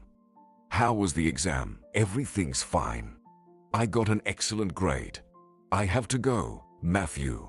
I need to go home." "Won't you even have a coffee with me?" "Listen, let's not pretend like there wasn't a conversation between us that ended our relationship. And what if I want to have a relationship with you again? Is that bad?" "Well," she raised her eyebrows. "How interesting. I'll tell you this. It's not bad. It's just not necessary. We're too different. You have plenty of girls fawning over you, and you don't seem to mind. Are you jealous, Melinda?" "You're mistaking wishes for reality." "No, I'm not jealous. I suggest you look closer to your league, and your parents will be pleased. That's it, Matthew. I have to run." "Am I really unpleasant to you?" "Not at all. You're handsome and smell wonderful," she said, touching his ear. "Let's take a walk and talk a little," he said, hugging her. Quickly freeing herself from his embrace, she said, "Next time, I promise. I don't intend to lose you as a friend, but nothing more." At home, Mrs. O'Brien told her that Clark had called. His friend and his wife went to Frank's place, but the house was closed. They called and knocked, but no one answered. Even the neighbors hadn't seen them for a while. "I'm going to Sweden, Mrs. O'Brien said firmly. "And you're coming with me. I need to take all my exams. There's just one left. I'll arrange it tomorrow, and then I'll be free." "Good girl," she said, kissing her on the forehead. "Thank you for calling Clark." It turns out his former business partner lives there with his family, and he quickly fulfilled his request. "I'm glad I could help in some way. Something's not right. Maybe Frank isn't the most attentive son, but his father taught him order, which he never broke even after his death." Melinda didn't try to calm Mrs. O'Brien with cliches. She looked at her with such compassion in her eyes that they spoke more than words. After Melinda's words about girls hovering around Matthew and him not minding, he had to admit to himself that he always liked women's attention. It was flattering and boosted his ego. At first, he enjoyed it, even found it amusing. What wouldn't these silly girls do to snag a rich guy? Despite his youth, he had many different women. Like him, they wanted closeness without commitment. It suited him fine. He paid for pleasure with his father's money and promptly forgot about them. Sometimes the price was steep, but he spared no expense for beauty. However, when he met Melinda, all these loose and brazen advances disgusted him and, eventually, grew tiresome. With her arrival, he realized that there were other girls, but he had clearly overdone it with the testing. She was right to tell him, "It's too late, Matthew. I'm over you." They were truly polar opposites, and nothing good would have come out of their relationship, even though he still liked her. Perhaps she was the only girl he hadn't managed to charm into bed. It was more of an exception to the rule. But that's life. If Matthew found himself reminiscing about Melinda at every opportunity, then Melinda had no time for reminiscences. She feared for Mrs. O'Brien and protected her as best she could. Today, an ambulance came for Mrs. O'Brien. By evening, she managed to get up and even eat a little. In this sad, homey robe-clad woman, it was hard to recognize the Mrs. O'Brien that Melinda was used to seeing. After making sure Mrs. O'Brien had fallen asleep, Melinda went to her room. Only now did she realize how tired she was. Drifting off to sleep, she faintly heard someone persistently ringing the doorbell, but she couldn't open her eyes. The ringing didn't stop, so she put on her robe and went to the hallway. "Who's there?" she asked quietly. "I'm here for Mrs. O'Brien," came the reply. "It's too late. Mrs. O'Brien is sleeping. Open up. I'm her son, Frank." Frank, looking through the peephole, she indeed saw Frank, albeit with a beard. With trembling hands, she opened the door and, overjoyed that Mrs. O'Brien's son was alive and well, she threw her arms around him. "Thank God you're okay. We were so worried about you. Now we don't have to fly to Sweden." Closing the door behind their guest, she went to make up a bed for him, while Frank headed to the bathroom to take a shower. "Melinda, what's all that noise?" She heard Mrs. O'Brien's voice. "How are you feeling? How's your heart?" Melinda asked. "I'm fine now." "Well then, I have some amazing news for you, but don't jump up too quickly. The doctor said you shouldn't. Remember that. Frank has flown in from Sweden. He's doing well." She wanted to ask if she was joking, but then she saw her son entering the room. "Mom, don't cry. I'm alive." "Where are the kids? Where's Amelia?" "We'll talk about that tomorrow. I'm really tired from the journey. Everything will be tomorrow." She couldn't take her eyes off him. "Why the beard?" "It ages you," she said. "I'll shave it off tomorrow. Good night." Looking at Mrs. O'Brien, you could tell that this woman was coming back to life. Getting up earlier than everyone else the next morning, Melinda prepared breakfast, had her coffee, and decided to leave for the college earlier to not interfere with the conversation between mother and son. "Why did you wake up so early?" Mrs. O'Brien asked. "You could have slept peacefully for another hour." "I don't want to disturb you and Frank. You haven't seen each other for so long," Melinda replied. "Darling, I have no secrets from you. Go to your college. Take your exams early. And come back. We'll go somewhere together in the evening. I feel awkward. Stop it. I'm waiting for you. I adore you," Melinda said, embracing the woman. Frank overheard the conversation between his mother and Melinda and waited for the girl to leave for the college so he could finally talk to his mother. He didn't know where to start this difficult conversation, but delaying it was pointless. Returning home was somewhat of a relief for him. The 2+ months spent in the hospital in Sweden were so dreadful that his nerves were shot, not to mention the shock of the tragedy that happened to his children and wife. He had given his all to the family, but Amelia had destroyed everything that was dear to him. Before going to the kitchen to see his mother, he took a shower. He entered the kitchen half an hour later, now without his beard, with water droplets trickling from his hair. "You look so handsome, Mrs.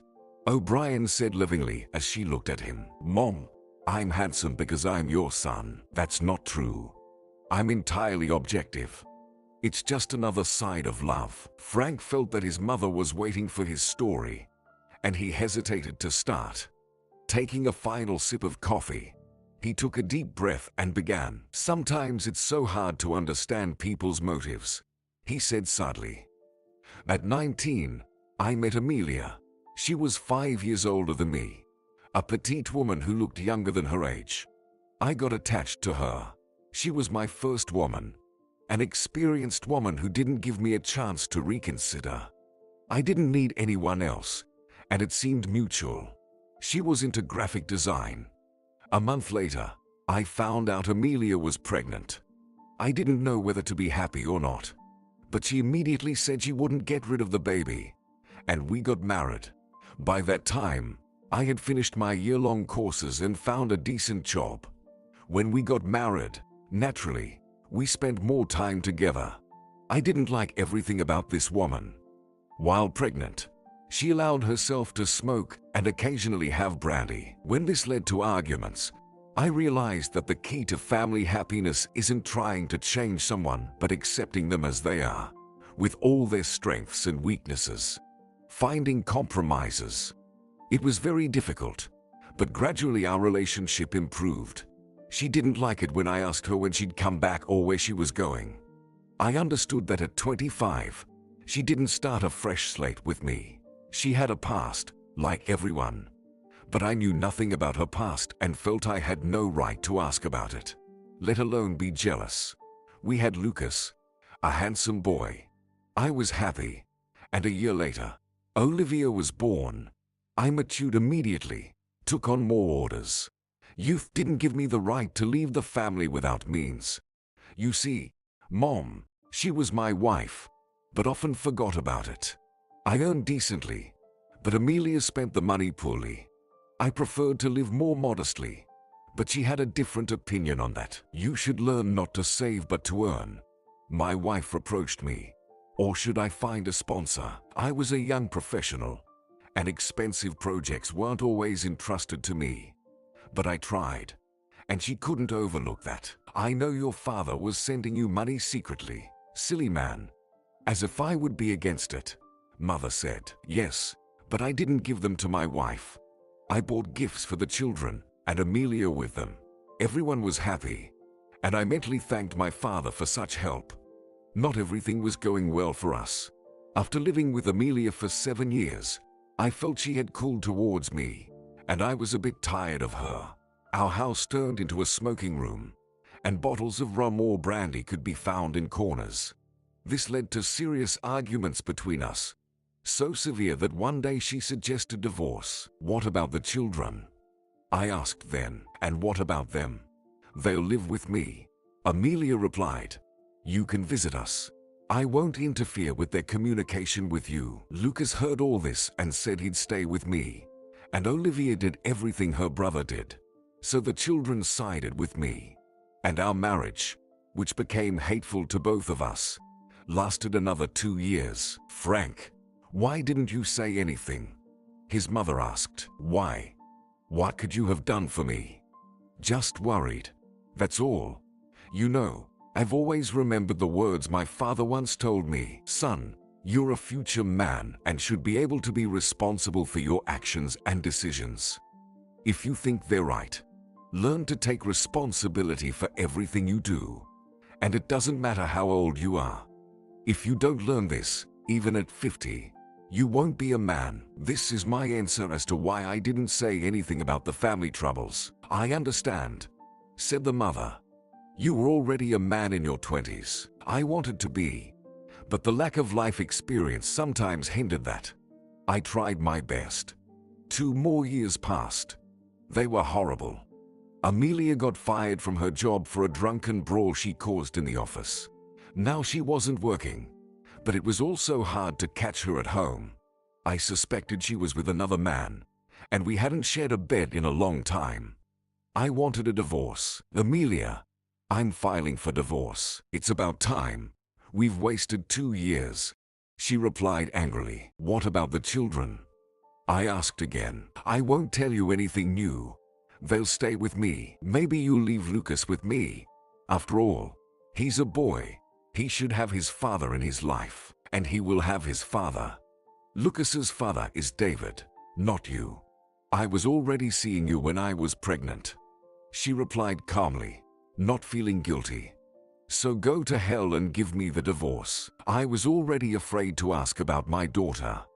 It's as if she sensed it. Olivia is your daughter. Well, thanks for that, I replied at the time. As I was leaving for work, I asked her not to rush and wait until the evening to settle everything. She agreed, and I left calmly.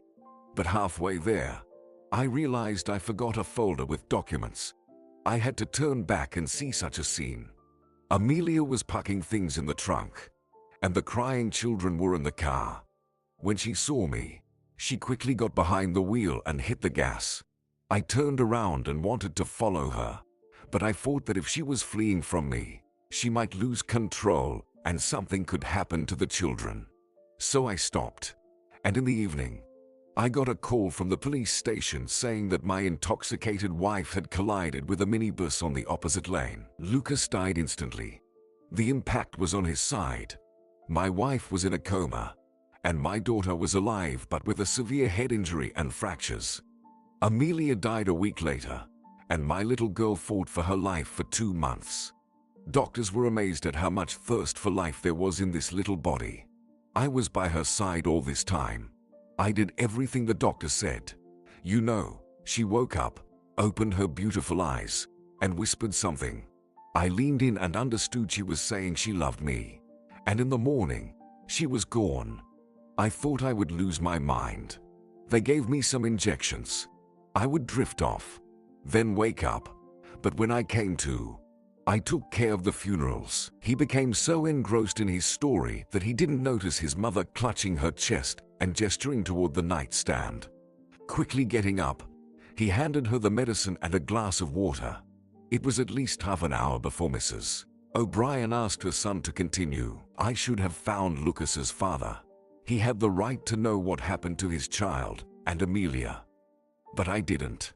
After burying them all in one grave, I came back to a huge empty house, and it only got worse for me. I immediately put the house up for sale. As soon as I got the money, I took a 6-month leave and flew home, despite disapproving looks from my superiors. My body is home, but my soul and heart were in Sweden. He cried. I don't know how to live, and I don't even want to. There's nothing and no one left. 10 years in Sweden wasted. My girl is gone, and I loved Lucas like my own. He was a wonderful boy, smart, and my beautiful princess. He trailed off and opened the bar. But where's the vodka? That won't help, son. Once the hangover kicks in, it'll only get worse, and it'll be hard to get out of it. Be a man to the end. Cry. There's nothing shameful about it. You just have a noble heart and a bleeding soul. He went to his room and didn't come out until evening. No one bothered him, understanding and sympathizing with his sorrow. After Frank left, Mrs. O'Brien couldn't get up from her chair. It was already dark outside, and Melinda was still not home. That naughty girl. Still not back. Where could she be? The woman fought and dialed her number. "Hello." The girl answered immediately. "How are you feeling?"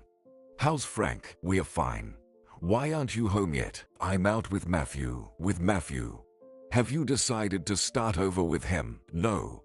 But I don't want to lose him as a friend." "I see. Well, come home. We're not going anywhere tonight." Frank's story turned out too tragic. "Okay, I'll be there soon," she said, turning to Matthew. "Take me home, please." "Let's go," he replied. Entering the apartment, Melinda saw her mother and brother sitting in the kitchen. They were drinking tea. The table was beautifully set. In the middle of the table stood a large cake on a tall vase, strawberry jam, and her favorite bergamot tea. "Here's Melinda. Sit down and pour yourself some tea," Mrs. O'Brien said. "Let's get acquainted," Frank said friendly. "I'm Melinda. Thanks to your mom, I live in this wonderful apartment." "I'm Frank. Sorry for scaring you last night. What time do you have to be at the college tomorrow?" he asked. "I've already finished everything early, so I'm just relaxing. But I won't disturb you. My tenants are going away for a week, so I'll stay in my apartment," she said, turning to Mrs. O'Brien. "And please don't argue, but then you'll come back to me." "We'll see. Don't be upset. I've already stayed with you for too long. It's my fault that you're leaving. But I'll be leaving soon too. I need to get back to work and buy myself a small apartment to live in," Frank said. The next day, Melinda woke up late. When she came out of her room, there was no one in the house. After breakfast and grabbing a few things, she headed to her apartment. She hadn't been here for a year. Everything felt unfamiliar compared to Mrs. O'Brien's apartment. She didn't know what to do or where to sit. And for the first time, she regretted leaving the apartment where it was so cozy, familiar, and peaceful. Her thoughts were interrupted by a phone call. "Darling, did you run away from us?" Mrs. O'Brien's voice came through. "No, of course not. But I'm at my own place now. I have to get used to living alone and rely only on myself. And don't even think about it. I'm expecting you in a week. You're still my sitter. Remember?" "No, I haven't forgotten," Melinda replied with a smile. Finally, she sat in her grandmother's favorite chair, and memories flooded her. But not for long. Her phone rang again. "Hey, Melinda." She recognized Matthew's voice. "Are you not coming to the college today?" "Nope. I'm not coming. I'm already on vacation. Maybe we can go somewhere." "Matthew, just as friends." "Come on. I don't want to go anywhere. I came to my apartment for a week, just sitting here and reminiscing about what happened a year ago. Can I come over?" "Matthew, I'm going to the store right now. I need to buy groceries." "Don't go anywhere. I'll come myself and bring everything." "Matthew," she said, but he had already hung up. He arrived by taxi an hour later with bags full of groceries. Before she could close the door behind him, a pizza delivery guy arrived. "Let's unpack the groceries, and I'll handle the pizza. Let's have lunch." She smiled at his mood, but went to do as he said. Matthew left around 11 p.m. He had an exam and test to take the next day. They parted ways like the closest of friends. Maybe I'm wrong to refuse Matthew's offer to give him another chance. After all, we had a lot of good moments. Matthew is cheerful, generous, though he lives off his father's money. Still, he treats me wonderfully. Maybe I should give him that chance. The next day, when Matthew called her, she was out working with Frank and Mrs. O'Brien. She had to decline Matthew's invitation, but she learned that he had passed his exam and test. "Well done, Matthew. Congratulations," she said. "I wish you had worked with me," he said sadly. "There will be time. Don't worry," she said, and hung up. "Are suitors pestering you?" Frank asked Melinda. "No, not at all.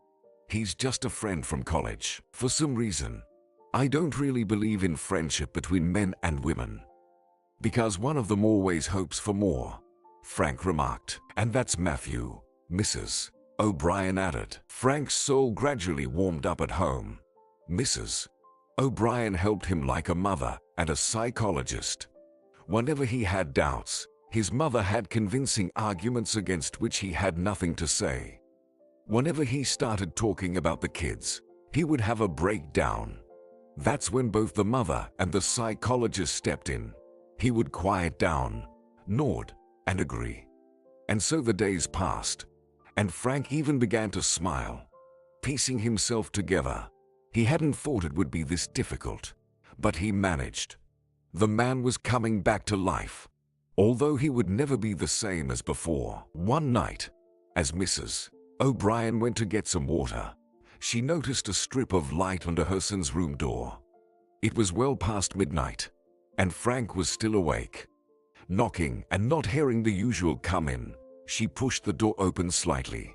Her son was looking at a small photo album. "Will you show me?" she asked. Of course, it seemed to her that he was even happy to share something so dear to him. The photos were of children. "Beautiful Lucas," she said. "Yes, a wonderful boy. Such a smart kid. Frank, he looks like you." "Oh, no, Mom. You think so? You should do a DNA test." "I did, Mom. Now I'm ashamed that I wanted to separate the children into biological and non-biological. But I didn't wait for the results. They should be ready in 3 days.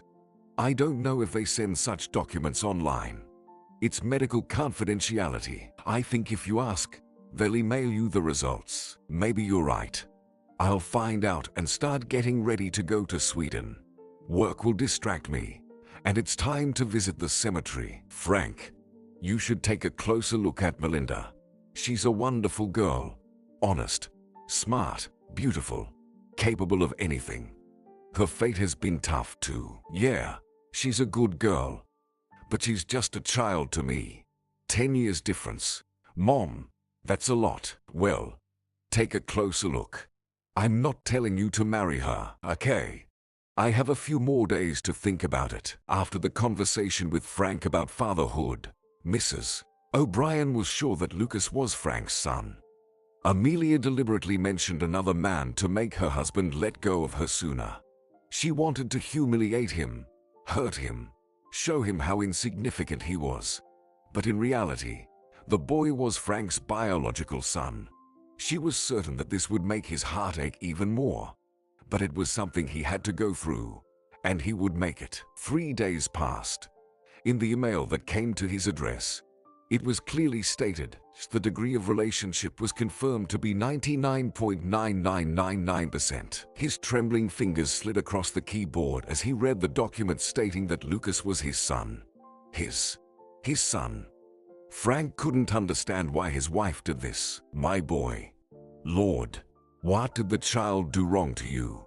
Lord, what a fool I am." He thought that the most difficult thing to endure was the death of his children. But betrayal, the lie of someone he had lived with for so many years, was also very hard to bear.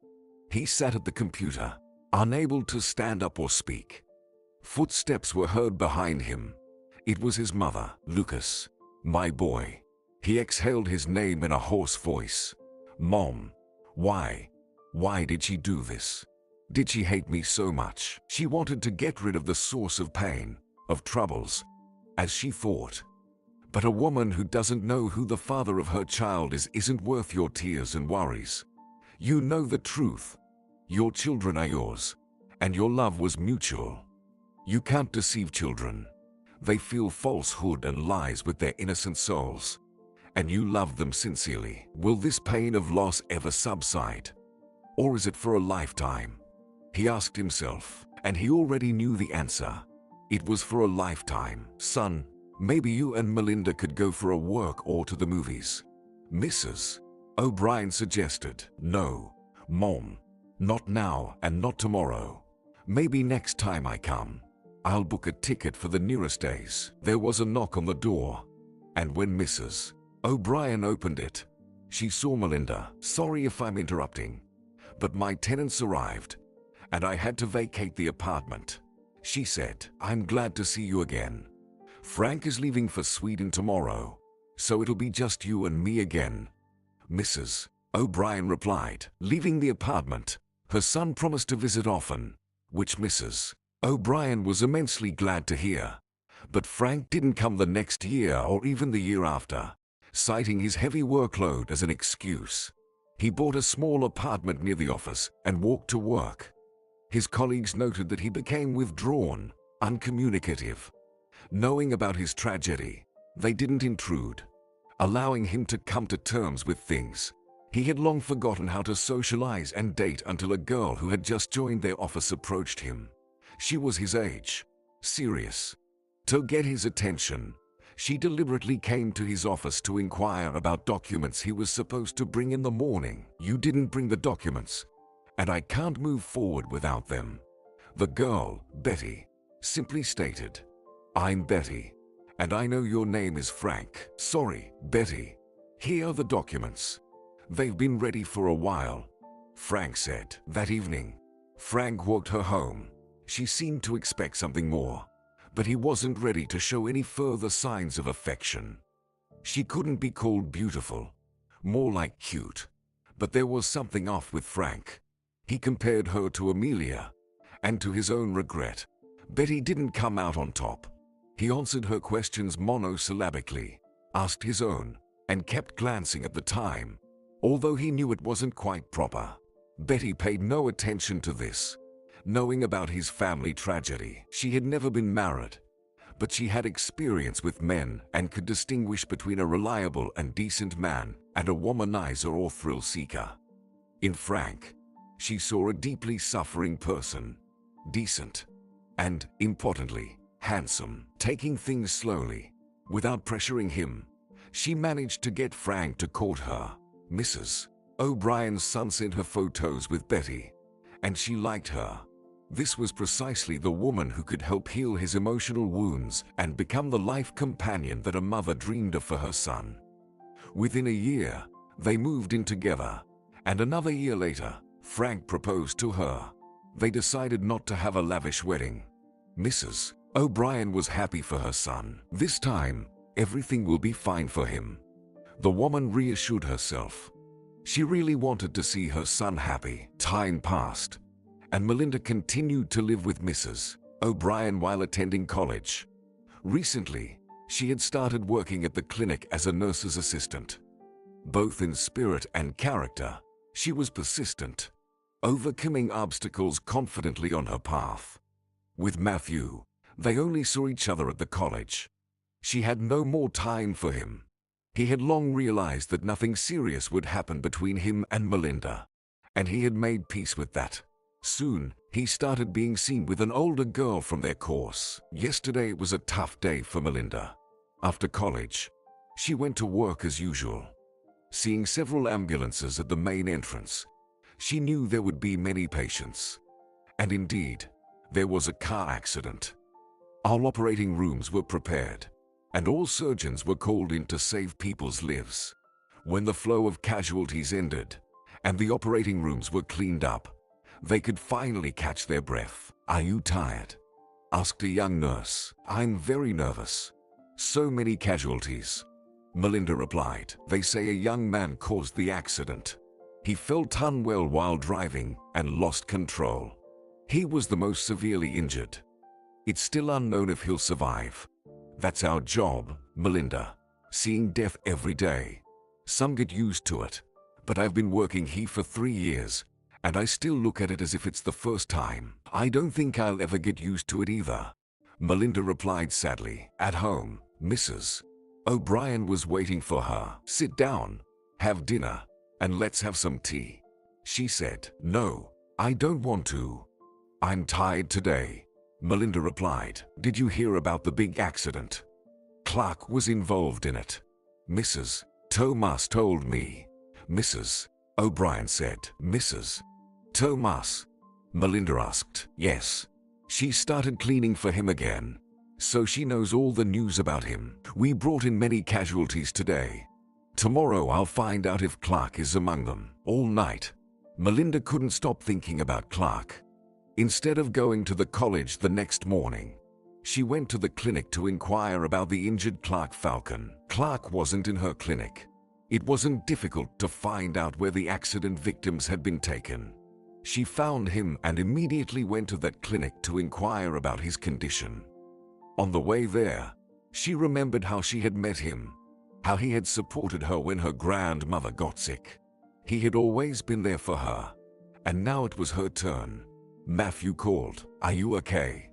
You didn't come to the college today for the first time, and I was worried," he said. "Thank you, Matthew. I'm fine. I'll be at the college tomorrow," Melinda replied. "Well, okay. I'm glad you're okay," he said. She was pleased with his concern. Clark was in the intensive care unit, and, of course, she couldn't see him. But she spoke to the doctor who operated on him. "Hello, doctor. I would like to know about Clark Falcon's condition," she said. "Who are you to him?" The doctor asked. "I'm his niece," she replied. "I see. Despite all his injuries, he was lucky that the collision wasn't head-on, but rather on the side of the driver. He was slightly trapped by the door, so his leg was injured. Ribs were broken, and he sustained a head injury. The operation was successful. If everything goes according to plan, he'll be transferred to a regular ward in a couple of days. That's all for now. Thank you, doctor. Thank you so much. Does he need any care?" "No. We have enough staff." "Do you have all the necessary medications?" "Yes. Everything's in order with that," he said. Then, after a moment's thought, he added, "Although, as soon as he's transferred to the ward, he'll need this medication." He handing her a prescription. "These are injections. We've run out, but we've ordered them, although they won't arrive until next week. Can you buy them?" "Of course. They're quite expensive, and he needs at least 8 of them." "I'll bring 10. That would be great." When the first 2 pharmacies told her that the medicine wasn't available, she wasn't too upset. But when she heard the same answer in the 3rd, 4th, and 5th pharmacies, she became flustered. "Who can I turn to for help?" the girl thought. Matthew came to mind. His parents had significant connections. He could help. So, she confidently dialed his number. "Matthew, are you available to talk?" she asked. "I'll be right there," Matthew said to someone else. Melinda understood that he was alone. "Are you busy?" she inquired. "No. Go ahead. What do you need?" he replied. "Matthew, I need to find a medicine for a good person. I've checked pharmacies, and it's nowhere to be found. Can you help?" "Who needs the medicine?" he asked. "Does it matter?" She countered. "Yes, it does," he insisted. "It's for a man," Melinda replied. "For your man?" he questioned. After that question, she immediately lost the desire to ask for help and, thanking him, said she didn't need anything anymore before hanging up. He called her back several times, but she didn't answer. "And after all of this, he says he loves me," Melinda reasoned. Since he realized that Melinda wasn't serious about dating him, he was torn between hurt, jealousy, the desire to put her in her place, make her regret the failed relationship, and admiration for her determination and seriousness. His wounded pride and longing for her kept gnawing at him. Sitting at home on his balcony, he gazed at the moon, feeling like howling because he missed her. Matthew admired her intellect and determination, but Melinda knew nothing of this. She made a decision, promising herself to see Matthew only as a friend and nothing more. She wanted Matthew to respect her decision as much as she did. Melinda remembered Mrs. Gregg and her acquaintance, Dr. Preston, and immediately called her. Mrs. Gregg readily agreed to help. "Melinda, write down the address of the pharmacy warehouse. Tell them it's from Preston, and they'll give you everything. I knew you would help." "Thank you. Good luck, dear." She returned home late with the coveted package. Melinda was happy that she could help Clark in some way. The next day, Melinda took the medicine to the hospital. "You're quick," praised the doctor. "Everyone should have such beautiful and loving nieces." In the morning, Melinda hurried to the metro. Today she had to be on time for her lectures and not be late. "Oh, Melinda, hi." The girls greeted her.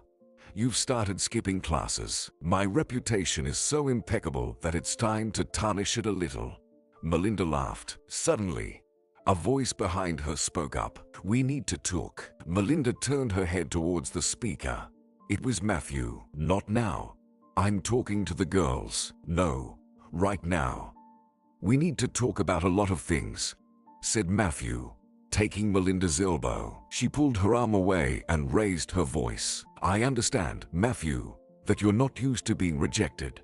But who am I compared to you? But you must remember once and for all that the world doesn't revolve around you. Understand? And no one is obliged to jump around you and run at your first demand. Do I make myself clear? Right now, I'm talking to my friends. Are you getting a bit too full of yourself?" Matthew asked, surprised. "Just right. I've realized that it's the only way with you," she said, turning away from him. She knew she had bruised his pride. "I understand," said the guy. Both of their moods were terrible, but neither showed their sour disposition. Matthew sat with his friend Penelope, and she immediately leaned towards him. "What? Did you have another fight with her?" "She's not her. Her name is Melinda." "Ah. Well, I still advise you to apologize to her." "What? Apologize?" said the girl. "Or do I have to spell it out for you?" He had never really apologized to anyone before. If one of the girls got upset, he could give them something. But apologize? Matthew just didn't understand what he was supposed to apologize for. "Matthew, do you really like her?" Penelope asked. "Now I'm not sure. She's become very tough." "Well, that's not bad. Why would you want a crybaby?" A week passed before Clark was moved from the intensive care unit to a regular hospital room. On the first day in his new room, Melinda came to visit. Everyone already knew she was his niece and nodded sympathetically, understanding the difficult situation she was in. His condition was stable. He was regaining consciousness, but it would take time before he returned to his old self. When he saw Melinda, he was surprised. "What are you doing here?" he asked quietly. "You're not supposed to talk," Melinda replied, placing a finger to her lips. "I just came to visit, to pass on greetings from everyone who knows you. We all feel sorry and will pray for your recovery." "Thank you. I'm glad you haven't forgotten about me." "How could I? You've done so much good for me." At that moment, a nurse entered and said that the patient was about to undergo procedures and injections. Melinda took Clark's hand and gave it a gentle squeeze, silently reassuring him that everything would be okay. "I'll come back," she said. "I'll be waiting," Clark replied. A frightening thought flashed through his battered mind. "I'm lucky to have been in the accident. Now I'll get to see Melinda every day." He smiled. During the days when Melinda wasn't working, she visited Clark. With each passing day, he improved, and they could talk for a long time. Now that he had miraculously survived, everything he had strived for and lived for seemed so trivial and insignificant. Before, he was always running somewhere, making decisions, buying an apartment, a car, realizing that he needed to get married. He met attractive women, but most of them just wanted to marry him for his money and vacation on the ocean. He had never been greedy, and all that could be his wife's if he saw in her eyes the spark that could ignite a family hearth, where their children could run around. But he hadn't met anyone like that, and Melinda was so young. Still, he didn't give up his dream of being with her. The only thing that bothered him was that she treated him like a good person and nothing more. She thanked him for his help, but didn't give him any hope for a continued relationship. Lately, they hadn't seen each other at all. And now, with this stroke of luck like the accident, Clark felt like the luckiest man alive, even with broken ribs and a head injury. He would try to explain to her, as long as she would listen. "I mustn't miss this chance. It's given to me from above," he thought. Clark was allowed to get up to start working on his injured leg. He and Melinda agreed that she would help him stand up and work with him down the corridor, essentially teaching him to work and take his first steps. She hurried to him, but still arrived late, delayed at the college. Approaching his room, she saw a young nurse, supporting him by the waist, slowly walking with him down the corridor. He embraced her shoulders, trying to place his injured leg correctly, and they rejoiced in these successes, laughing together. Clearly, they enjoyed each other's company. Thank goodness. Clark is starting to recover, Melinda thought, stopping in her tracks, not wanting to disturb the pair. The nurse spotted her first and, seating Clark in a chair, said something to him. He nodded and leaned back in the chair. He was clearly tired. Melinda stood at the corner, unsure of what to do. "Why did you come again?" Nurse Vicky asked her, her face stony. "Don't come to him anymore. He's mine. I know he has no relatives, especially nieces. I'll tell everyone, and they'll stop letting you see him. But he's waiting for me," Melinda replied. "It's not a problem. Call him and say you're busy." "Why should I listen to you?" Melinda pushed her aside and headed toward Clark. "You won't go there. Understand? You're young, beautiful. Why do you need this grown man? But I like him, and he likes me too. Don't interfere. If you're not around, we'll make it work." Melinda didn't know what to do. She looked from the nurse to Clark, who was searching for Vicky with his eyes. "Fine. Here, give him this book." He asked for it. "Tell him I couldn't. I know what to say. Thank you. You'll find your person. And Clark will be with me," Vicky said, looking at him with love. Vicky was happier than ever, spending time with Clark. They talked a lot about nature, fishing. She tried not to touch on topics that would remind him of Melinda and the misfortune that had befallen him. She thought he would never remember that girl. But he did, precisely at the moment when Vicky took his hand and was about to tell him about her feelings. "Give me my phone. I'll call Melinda. She promised to come today, but she didn't come and didn't even call."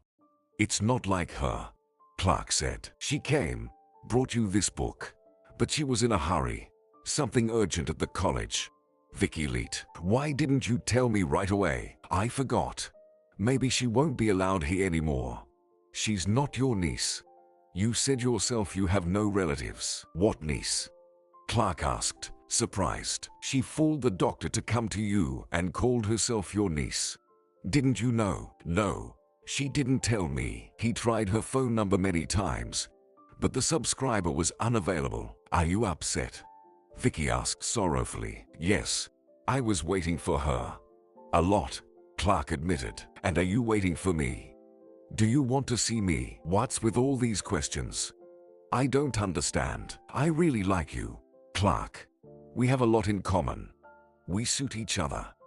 Why don't we try living together? Maybe our relationship would mature into marriage, and we could become a strong family in the future. I think we could have beautiful children." "You have long-term plans?" Clark exclaimed in surprise. "So what? I'm 30, with a failed marriage behind me. I work 2 shifts. But when I remember that I'm a woman, of course, I want a family, children, and a husband like you," she replied. He couldn't even imagine a woman being so candid.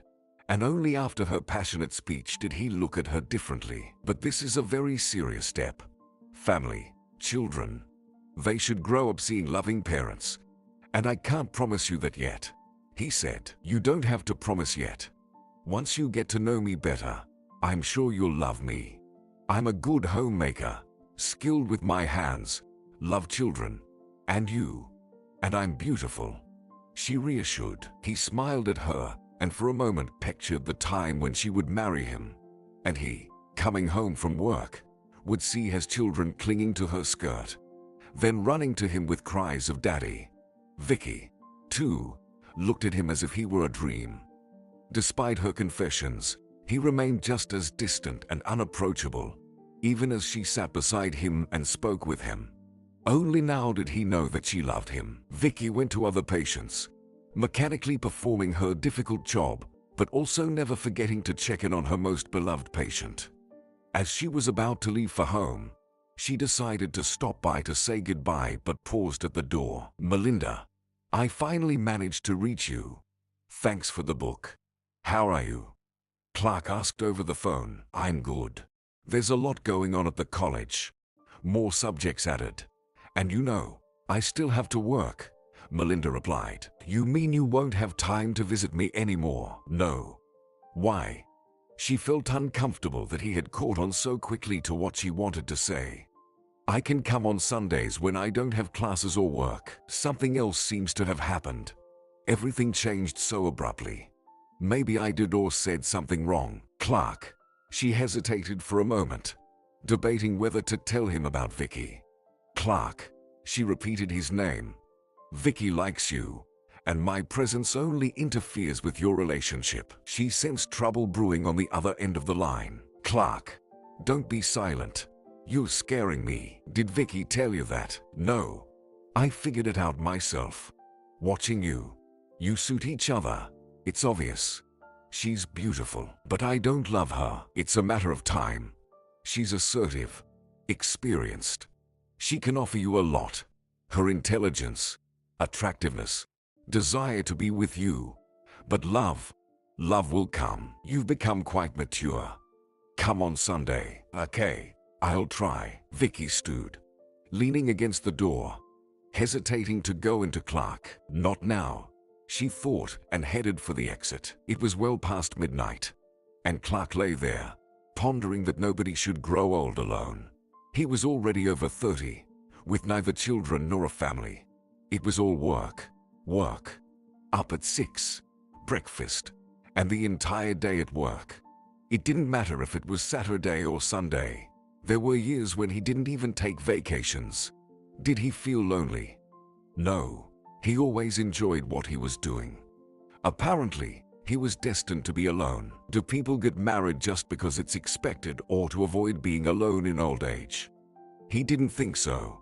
Even at 32, he still believed in love, intimacy, and soul connections. To have someone to share joy with, to pamper, love, rush home to, and surprise with little gifts. That's how he envisioned family life. And what was even stranger, he only saw his other half in Melinda. He didn't consider anyone else beside her, although he felt she harbored no feelings for him other than gratitude. He was preparing his speech for Sunday to close this chapter named Melinda Forever. He would look her in the eye and say, "You're the most charming woman I've ever met. I've told you that you are beautiful. And those are not just words. In my 32 years, I've seen many women, but I've never proposed to any of them because I didn't love them. But with you, I'd marry you right now if you agree. I know we would be happy and live a long life. I'm sure of it." Sunday arrived. He waited, and every creak of the door made him tense. And finally, sunlight flooded the room. The girl walked in with a smile on her face and hugged Clark. "Hello, sorry I don't come often. And you're doing great. You look great without the bandage," she said, sitting on the chair opposite him. "How are you? Tell me, Melinda. I wanted to talk about us. This will be the last conversation, after which I'll never bring it up again, depending on your answer." "Clark, I'm not going to get married. We've already talked, and it's hard to wish for a better friend than you," she replied. "You don't even want to hear me out. I'm afraid my answer might hurt you." "I really wouldn't want that. I understand. There will be no more talks, and you don't need to come to see me anymore. Okay, I'm already feeling fine. Your visits just give me false hope. I don't want to deceive myself." Throughout the rest of the time, they talked about Melinda's studies, her work, and Clark's health. She stayed with him for at least 3 hours. Before leaving, they hugged tightly, not letting go until there was a knock on the door. "Oh," said Vicky. "The niece came to visit. I'm already leaving." "Get well," Melinda said. "Can I call you?" Clark asked. "Of course, I'll be glad to hear your voice," she said, and the hospital room door closed. A month later, Clark was discharged, and Vicky escorted him. "Call me, Clark. I'll be waiting. And remember everything I told you," Vicky said. He nodded and got into his friend's car, finally heading home, which he had missed dearly. Melinda finished her second year, and Mrs. O'Brien persuaded her to take a 2-week vacation and go to the seaside. "No, I'd rather work," Melinda said. "What about me? You're my companion, and you should follow me everywhere, Mrs. O'Brien insisted. You don't need a companion.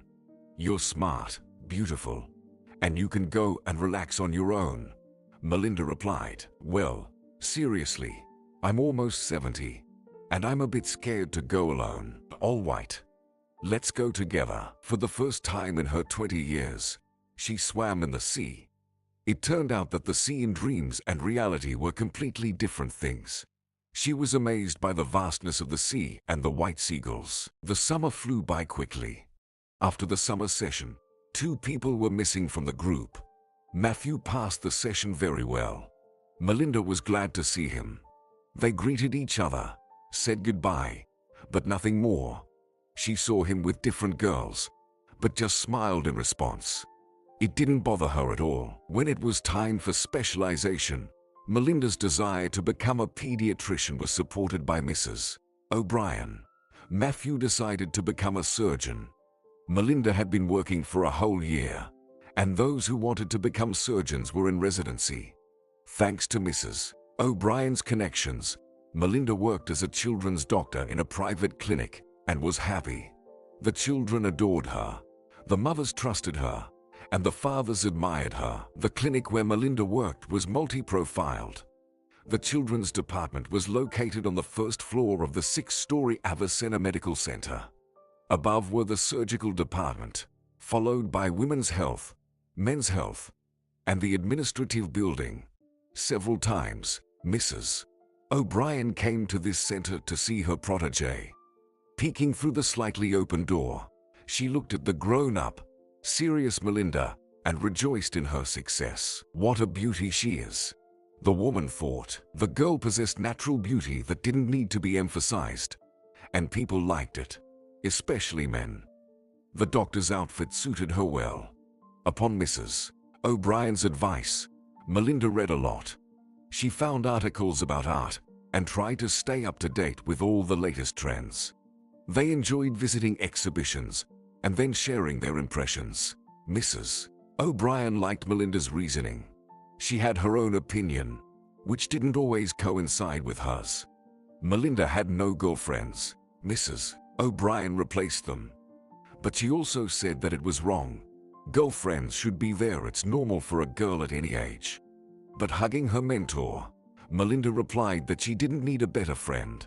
Melinda rarely thought about her past. She was gripped by a sticky horror of what could have happened to her if it weren't for Mrs. O'Brien. 5 years had passed. Melinda's career was shaping up much more successfully than her personal life. She was still unmarried. This fact didn't bother her at all, but it worried Mrs. O'Brien. Darling, you're too careless about your future, she said to Melinda one evening over tea. Why do you think so? The girl asked in surprise. You're 27. It's time to think about marriage and children. Years are passing by. It's time to start having babies. I'll give you 1 more year. Exactly 1 year. And if you don't solve this problem, we'll go to a sexologist. We'll take tests and see what's wrong with us. The woman said us because she considered it her problem too. Melinda laughed but agreed. If you're also going to take tests, I'm ready. Of course, together, because I can't get married either, she said with a sly smile. Of course, Melinda had men during this time, but it was never right. She had enough of them for 5 to 6 months, and she couldn't stand them anymore. But at work, Melinda was a perfectionist. She strived for everything to be perfect. She was constantly coming up with things for her little patients. She arranged for the adjacent room to be connected to her office. There she created a nice play area with a carpet on the floor, a TV playing cartoons. Basically, everything a child needed to visit the doctor without stress. Today was not a very good day. Her shift was the second one, and they scheduled a meeting where everyone had to be present at 12 o'clock. So Melinda worked from morning until evening. Entering the clinic, she saw him, Matthew. She opened her mouth in surprise. It seemed to her that he had grown taller, broader in the shoulders. In a perfectly fitting suit and, as always, shoes polished to a shine. He didn't notice her. He was focused on the papers he was flipping through while walking and talking to a man walking alongside him. What is he doing here? Melinda thought. It was like a meeting with the past. He seemed to be from childhood, from that best time when all they had to do was study well. How long ago that was? More than 5 years ago. Quickly changing clothes, Melinda went up to the conference hall and took her seat at her favorite spot, behind the column. The hall quickly filled up with doctors. Everyone looked around as if searching for someone, and whispered to each other. Melinda caught this mysterious mood. She didn't like such surprises, but pulling herself together, she decided to wait for the official announcements. When everyone had gathered, and silence fell in the hall, the chief doctor of the clinic, Mr. Klaus, came out and greeted everyone before bringing them up to speed. What do you think distinguishes the medical business from others? He paused for a moment, surveyed everyone, and smiled. I knew you wouldn't answer that question, but I'll tell you it's primarily profitability and the high complexity of the services provided. Our esteemed Mr. Stivers, who is stepping down as director, was very knowledgeable about business projects based on expertise in economics, psychology, personnel management, and other areas. But due to recent regulations, the director must not only have that, but also have a medical education. Therefore, starting tomorrow, Matthew Fisher will assume the duties of the director of the Avicenna Medical Center. He's a young, ambitious, talented surgeon. He graduated from medical school and has been working in the clinic for 5 years, saving lives in the operating room. Please welcome him warmly. On stage stood a handsome, tall, impeccably dressed young man. Matthew inspired admiration. His achievements over the past 5 years as a top-tier surgeon evoked envy in some and admiration in others. He had few friends and preferred the company of like-minded individuals. Transitioning to a private clinic and performing expensive surgeries enabled him to buy his own apartment and car. Always well-groomed, clean-shaven, and stylishly attired, he stood out from the crowd. He lived deliberately, so nothing in his life happened by chance or without planning. He still didn't smoke or drink. Melinda cautiously peered out from her hiding spot. So, his dream has come true, she thought to herself. Matthew was saying something, and all the women listened to him rapturously. He knew Melinda worked in this clinic, and now, speaking automatically, he scanned the room for her but couldn't find her. I'll call her to me and ask why she didn't come to the meeting, he thought, not stopping his speech. She listened to what he was saying. The rapid development of medicine, the emergence of new services on the market, innovative materials, and equipment will require me to monitor the market and analyze the competitiveness of our medical center with others. But I will also have to engage in self-development regularly, be active, and progressive in views and decisions. Because these 3 basic parameters characterize an effective manager. She got distracted and looked at the clock, counting exactly an hour since the meeting began. Melinda looked out the window while Matthew continued to speak. Finally, she saw everyone standing up, and she also got up to go to her office. Someone approached the new director to get acquainted, while she hurried to leave the room. But he still noticed her. So, someone was sitting somewhere, as quiet as a mouse, he thought, smiling. She had exactly an hour until her next appointment. So Melinda decided to have some coffee. After preparing all the instruments for the appointment, she glanced at the clock again, then opened the door to her office and came face to face with Matthew, who was heading her way. Well, hello, Melinda. Good to see you, he said. Hello, Matthew. So your dream has come true, she replied. Yes, I'm visionary. How are you? How's life? He asked. I'm good, she replied. And that's it. Well, if you're wondering whether I'm married, the answer is no. I still live in the same place. Mrs. O'Brien is alive and well, thank God. So, that's all. It's been 5 years since we last saw each other, and there's nothing much to tell. And sorry, Matthew, but patients have already arrived for me. After letting the visitors in, Melinda closed the door, and he thought about her again. Melinda was the most beautiful woman he had ever met. It was hard to imagine being with Ellen after seeing Melinda again. In these 5 years, Matthew had never met a woman he wanted more or who suited him better than Melinda. He had a choice to go to either the Avicenna Clinic or Grace. The latter was larger and paid better, but upon learning that Melinda worked at the Avicenna Clinic, he came here without hesitation. Now he could see her every day. A call distracted him from thoughts of Melinda. He had just thought of Ellen, and she was already calling. "Hello, darling Matthew, I asked you not to call me that." He replied coldly. "Sorry," she said. After that, he hung up the phone and turned it off. Ellen was the daughter of a friend of Matthew's mother, and they dreamed of becoming relatives. "But what does it have to do with me?" the son asked his mother. "Matthew, she's a good girl, very domestic. Mom, she should first and foremost be someone I like, not you. We've talked about this 1,000 times, and if you don't stop trying to find me a bride, I won't come to your Sunday dinners anymore." That's where their duel ended, but it would repeat itself in a couple of months. Ellen once came over when her parents weren't home, and Matthew had to entertain her. Over those 2 hours, the girl imagined many things that weren't there and began to suffer. But Matthew didn't give in, never invited her to his apartment or attempted to court her. However, sometimes she reminded him of herself in such an innocent way. For the rest of the day until evening, Matthew was busy sorting through papers and getting acquainted with his affairs.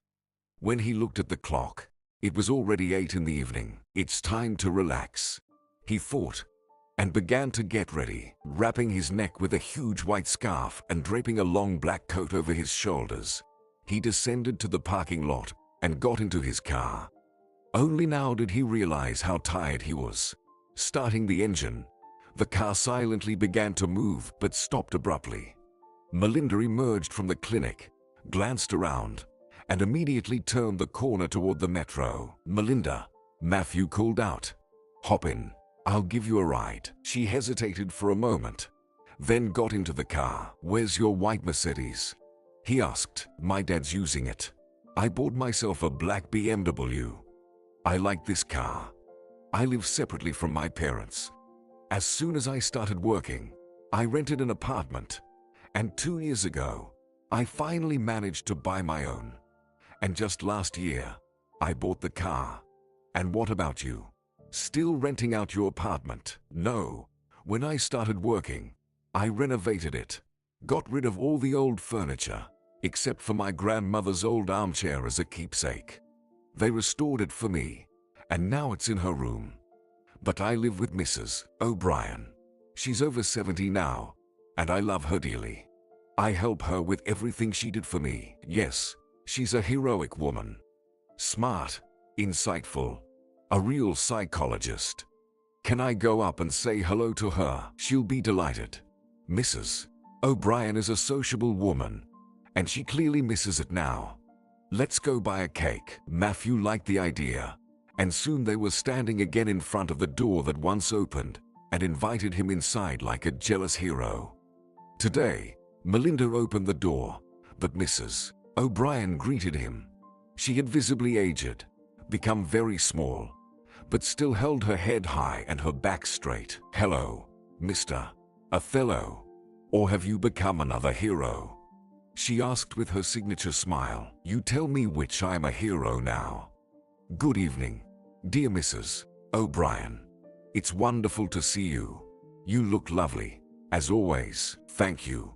You also look lovely. And as always, your shoes are polished to perfection. I've always liked that. Come in." She took the cake from Melinda's hands and went to the kitchen. The evening turned out to be family-oriented. He didn't want to leave this cozy kitchen, to leave this pleasant company, but it was nearing 11 p.m., and it would be indecent to stay longer. "I have to go," he said, showing his regret. "You need to rest, and Melinda has work tomorrow. Come by more often, Matthew," the old lady said. "With pleasure," he replied, looking at Melinda. and he left. Well, Melinda, I can say that nothing has changed in his attitude toward you. He loves you very much, but he has changed. He's matured. You can even see his toned body under his shirt. He's become serious. I like his thoughts about life. They're surprising in their boldness. But it's clear what he wants. Melinda sipped her tea and didn't look at the woman. Lost in her thoughts. Are you lost in thought? The woman asked, embracing Melinda's shoulders. I am. Do you think he's my destiny? Whether he's your destiny or not, it's up to you to decide. You know him well, and he loves you. But then you have to take risks and make decisions. Without that, life is dull, and you're alone. You need to take the reins of control at the most critical moment. You two make such a beautiful couple. Kissing Melinda on the forehead, she went to bed. The morning turned out to be chaotic. Both women overslept, not hearing their alarms. Melinda jumped up, ran straight into the shower, quickly got dressed, and dashed out onto the street. But upon hearing a prolonged honk, she glanced back. Matthew was waving at her, inviting her into the car. Overslept? He asked. Yeah, it really happens to me. Thanks. You really saved me. I have a lot of little patients today. They arrived 5 minutes before the start of the workday. By Melinda's office, the kids were already making noise. After washing her hands and changing, she invited a little girl and her mom into the office. By noon, she had seen all her patients and decided to have some coffee. She was just finishing the last sip of her coffee when there was a knock on the door. Come in. It was the new director, but an old acquaintance. It was Matthew. I wanted to invite you to lunch, he said. No, I'll be going home soon. Melinda, I wanted to talk to you about restructuring the clinic. I have some ideas, and I have some too, and I'd be happy to share them with you. He couldn't hide his joy upon hearing her response. Listen, let's grab something to eat after your work, and you can tell me everything, he suggested. Or maybe we could visit us again. My golden Mrs. O'Brien would be delighted, she proposed. I'd love to. I'll wait for you in the parking lot in an hour. An hour later, they were already speeding down the familiar road, heading towards where a delicious lunch and warm reception awaited them. After lunch, Mrs. O'Brien wanted to lie down to not disturb the two talking. No one started the conversation first, but eventually Matthew spoke up. Melinda, I'm listening to you very attentively. I've always wondered why our clinic doesn't have a hospital ward. We do the most difficult part, diagnostics, which is sometimes even harder than surgery, because a correctly diagnosed condition is 50% success. So, we do the toughest part, and then send the patient to another clinic. And they never come back to us. They go where they had the surgery done, and all the credit goes to the other clinic. Why such injustice? We can help the person from diagnosis to full recovery after the surgery. And yet, there's no hospital ward. We have everything for it. Where do you propose to place it? I would move the administrative ward and the cafe to the ground floor, and dedicate the entire freed-up floor to the hospital ward. Placing the cafe on the ground floor would be much more profitable because parents would buy something for themselves and their children. The hospital ward is essential. In a year or two, you'll lose your surgical skills. That would be a shame. You can find a good director, but a surgeon like you is heaven sent. Besides, it would allow you to maintain your skills by performing surgeries. To be honest, I never even thought about the cafe, but I did consider the hospital ward when I first joined here. So, our opinions align on this matter. I need to prepare to persuade Mr. Klaus about the hospital ward. It's going to be tough, Melinda said. I know, but if we succeed, our clinic's name will be on everyone's lips. Thank you so much. I always knew you were clever, but today I'm convinced of it once again. Happy to help. Let me work you out, Melinda said. She put on her jacket, and they stepped out. Near the car, he asked, maybe we could go somewhere. I've missed this. She looked into his eyes and realized that such charm isn't acquired. It's innate. Either they have a secret to immediately captivate others. Matthew, okay, sorry, no, you didn't get it. I agree, thanks. Where do you want to go? Let's visit the places of our youth. I still remember your tours. He hugged her so tenderly and whispered, I'll be glad to remember everything. Then kissed her cheek and drove away. Mrs. O'Brien stood by the window, watching Melinda. Maybe now she'll be happy, the woman thought. They suit each other very well. Entering the apartment, Melinda quietly went into the bathroom and closed the door behind her. Seeing her flushed face in the mirror, she smiled to herself, rinsed her face with warm water, and asked herself, are you satisfied? He's here again. So what? I've never had any action in my life before him. It's as if I've been waiting for him, she thought, covering her face with her hands as tears welled up. Is everything okay? Mrs. O'Brien asked. Yes. Why wouldn't it be? Matthew is Matthew. He's already setting up a date for me. Don't you want to go? I'll go. And then I'll decide what I want. You yourself said we need to take risks. You're a good student. I'm trying. I wonder why I always ended up with the wrong men. Why haven't I been lucky enough to meet the one for a lifetime? I just want to feel loved. Dear, if everyone knew the answers to these questions, there wouldn't be unhappy people in the world. And that eternal question, why me? Everyone asks themselves who haven't found their happiness. Do you like Matthew's attitude towards you more now? Yes, I feel calm with him now. He speaks seriously, thoughtfully. I like that, unlike before. Previously, it was just the love of a boy. Unjustified jealousy, emotional outbursts, passion. Why do we say that first love often doesn't end up in something serious? That's why it's the love of a boy, not a manual. His love hasn't gone anywhere, and it's already the feelings of an adult man, and you like it. It's strange that his boyish love hasn't cooled for you, even over time. It speaks to his constancy, a commendable male trait. You both have matured, learned to distinguish primitive youthful passions from adult feelings, and these feelings are long-lasting. I feel it. Mrs. O'Brien finished her speech. Sounds encouraging. Let's see how our date goes. It will go well, I'm sure. They saw each other intermittently all week.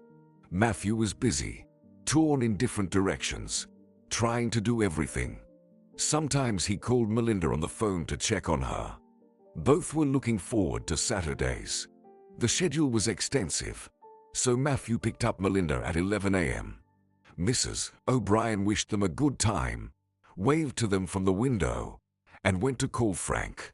His son was born, and he wanted to see his grandson. The evening was winding down, and Matthew could see that Melinda was tired.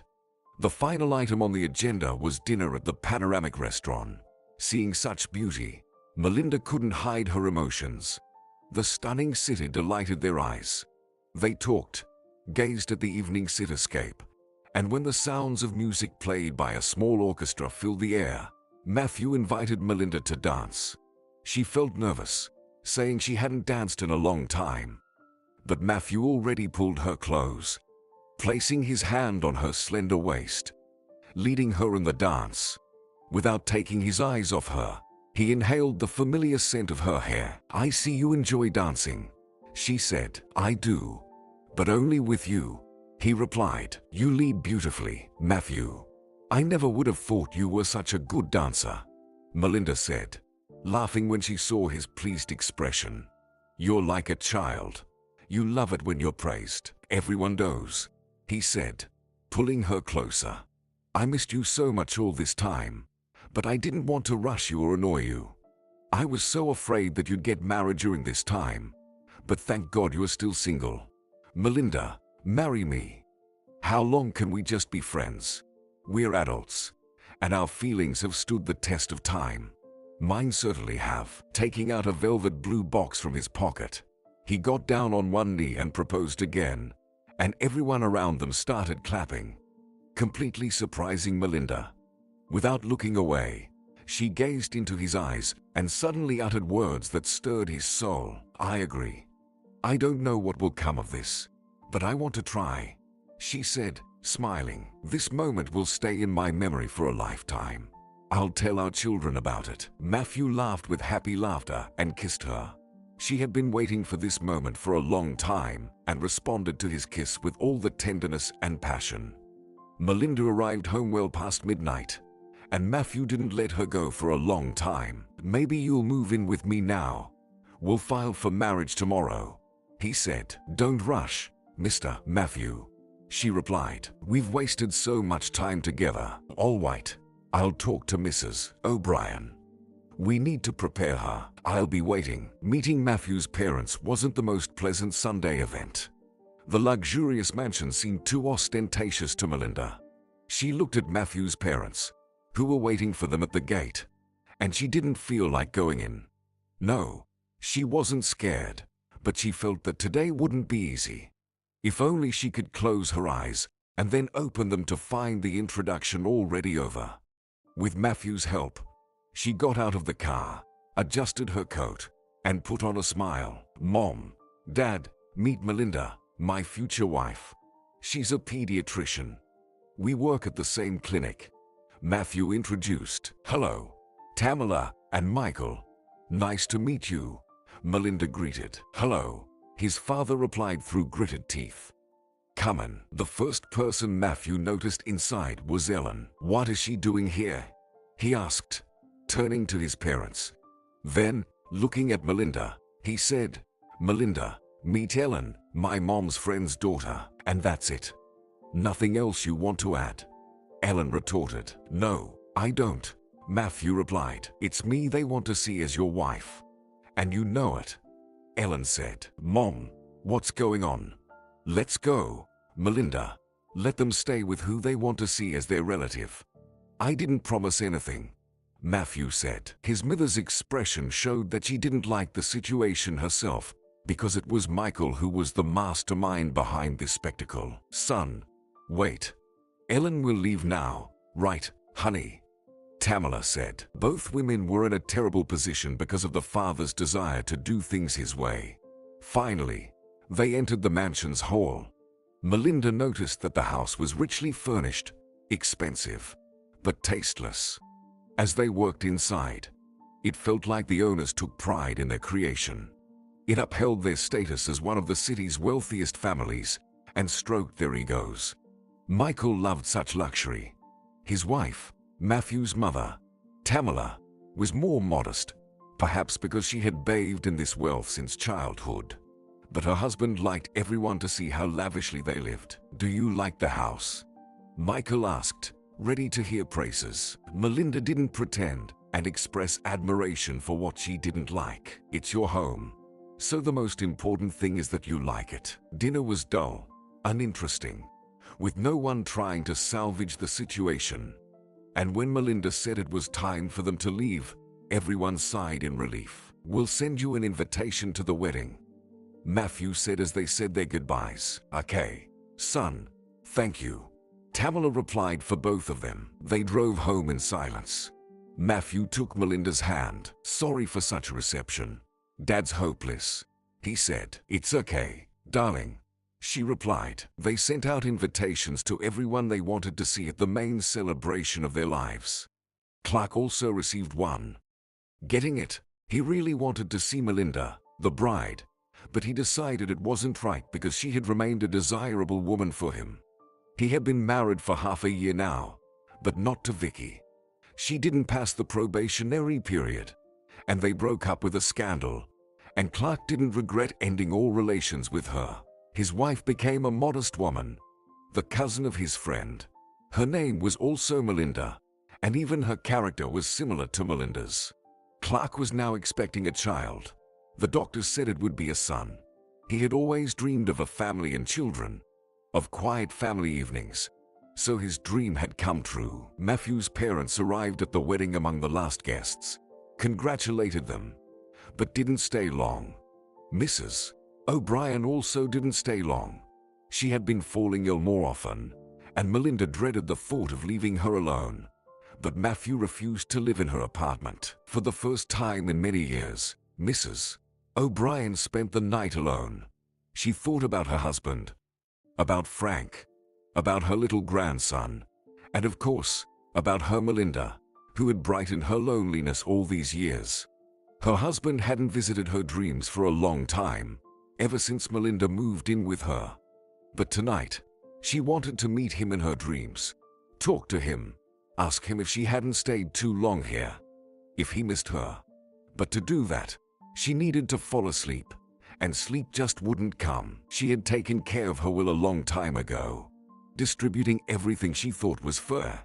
She left the apartment to Melinda, and everything in it, paintings, icons, antique porcelain dishes, to be divided among Frank and Melinda's children.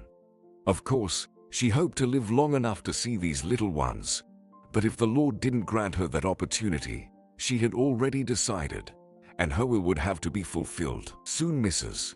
O'Brien really fell asleep, and her husband came to talk to her from beyond. "No, dear, it's not time for you to come to me yet. The time hasn't come. You did everything right with the will. Melinda has become like a daughter to you, a gift from the Lord. I included Melinda's children in the will, but I don't know if I'll live to see her grandchildren. You'll see them, you'll meet them, and then I'll greet you. Take care of yourself. Don't rush to me. The Lord knows when it's time for us to meet." She wanted to hug him, but he disappeared, vanished like smoke. She slept long and peacefully. A smile played on her lips. She was happy with the meeting with her husband. The newlyweds went back to work. Each of them continued with their respective duties. Melinda with her young patients, and her husband with his directorial responsibilities. He managed to talk to Mr. Klaus and convinced him of the necessity to open a hospital ward. Repairs were underway on the 3rd floor. Furniture and equipment were being delivered. And after a year, the ward was solemnly opened. It was Matthew's victory. Certainly, the workload increased, but the clinic gained recognition. The best specialists wanted to work there, which gave this medical institution a special status. Matthew could operate once or twice a week, which also attracted more patients who wanted treatment specifically at this clinic. When the main tasks were accomplished, Melinda announced her pregnancy. It was as if the baby had been waiting for the right moment to make itself known to its parents. 9 months later, a baby girl was born. The happy parents went to Mrs. O'Brien to show her their daughter. "I've never seen such beautiful children," she said, admiring the little nose and eyes. "What did you name her?" "Sophie. In your honor." "Thank you, Melinda. This is the best gift," she said, wiping tears of joy. After the birth of the child, Melinda had less time to visit Mrs. O'Brien. She called Frank several times, telling him about his mother's poor health. "Frank, you should call her more often. After all, nobody knows how much time we have on this earth." He started calling her more often, and on Sundays, they entertained her together via Skype with the whole family. The woman was happy. Relations with the in-laws warmed up with the birth of the granddaughter. Tamala adored Sophie and often asked to have her for a visit. Even the perpetually grumpy grandfather, Michael, enjoyed playing with his granddaughter. Matthew's parents no longer ignored Melinda, but they didn't embrace her either. She was fine with that. When Sophie turned 3 and Mrs. O'Brien turned 80, they celebrated at Mrs. O'Brien's home. Frank congratulated her with his family. He had a second son, and it was evident that the family was happy. The hostess wasn't feeling quite well, so Melinda often asked Matthew to allow her to spend time with Mrs. O'Brien. One day, Melinda finally convinced him to live at Mrs. O'Brien's. Seeing her pleading eyes, he agreed. Mrs. O'Brien perked up, feeling better because she realized that she was needed by someone. When Sophie started frequently mentioning her sister, the parents began to consider having a second child. Melinda was afraid to start all over again, but Matthew wanted a son. When Sophie was 5 years old, they had a son and named him after his grandfather, Michael. Michael loved his grandson dearly and was very happy. Once, when staying overnight at Mrs. O'Brien's, Melinda overheard her talking to Frank. "Son, I'm not feeling well. I don't know how much time I have left. I've written a will. The apartment will go to Melinda. She has 2 children. And I want to divide all the antiques among the 4 grandchildren. From her mother's responses, Melinda understood that Frank wanted to refuse everything. No, son, you can't do that. This is a lot of money. A lot. Your children will need it. When I'm gone, you should still come home. Take what your father worked so hard for and spent so much money on. Don't thank me. You're my son. And I love you. Hugs. Call me son. Hearing all this, Melinda became scared. She couldn't imagine that her beloved mentor would no longer be in this apartment. She had done so much good for her, invested so much of her soul and knowledge. She didn't need anything from this will. If Frank came, let him take everything. It was his father who had gathered all this beauty. So why should she take it? Several times, Matthew admitted Mrs. O'Brien to his hospital ward for a couple of weeks. After that, she would come out lively, and it would last for half a year. The last time they saw her was on her birthday. She turned 85. Sophie read her a poem, bringing Mrs. O'Brien to tears, and Michael sang her a song. When the amateur concert was over, the woman wanted to lie down. Melinda, I'm tired. I'll go rest. They all stayed to spend the night with her, and in the morning, she was gone. Luckily, Matthew was there. Melinda couldn't have handled it on her own. Even Frank flew in for the funeral to say goodbye to his mother. 6 months later, Melinda summoned a notary and read the will, which she already knew about. Can I decline all of this in favor of Frank? She asked. Melinda, Mrs. O'Brien was a very wise woman and psychologist. Over the years, she anticipated your question, so she personally wrote you a letter. She asked me to have you read it in my presence. Read it, and then decide what you want to do, he said, handing her a sealed envelope. With trembling hands, Melinda opened it. Dear, if you're reading this letter, it means I'm already with my husband. I've always been happy with him, so don't worry. You understand that we're all mortal. I know you're a good person and will raise your children right. You must give them the best of what you know and can do yourself. Remember how I taught you to believe in yourself. It was your own perseverance that made you a wonderful doctor and won the heart of the most handsome and enviable groom. Do you know why? Because you believed in yourself. Pass this on to your children. I know you are crying now, but I'm not writing this for that. I'm asking you.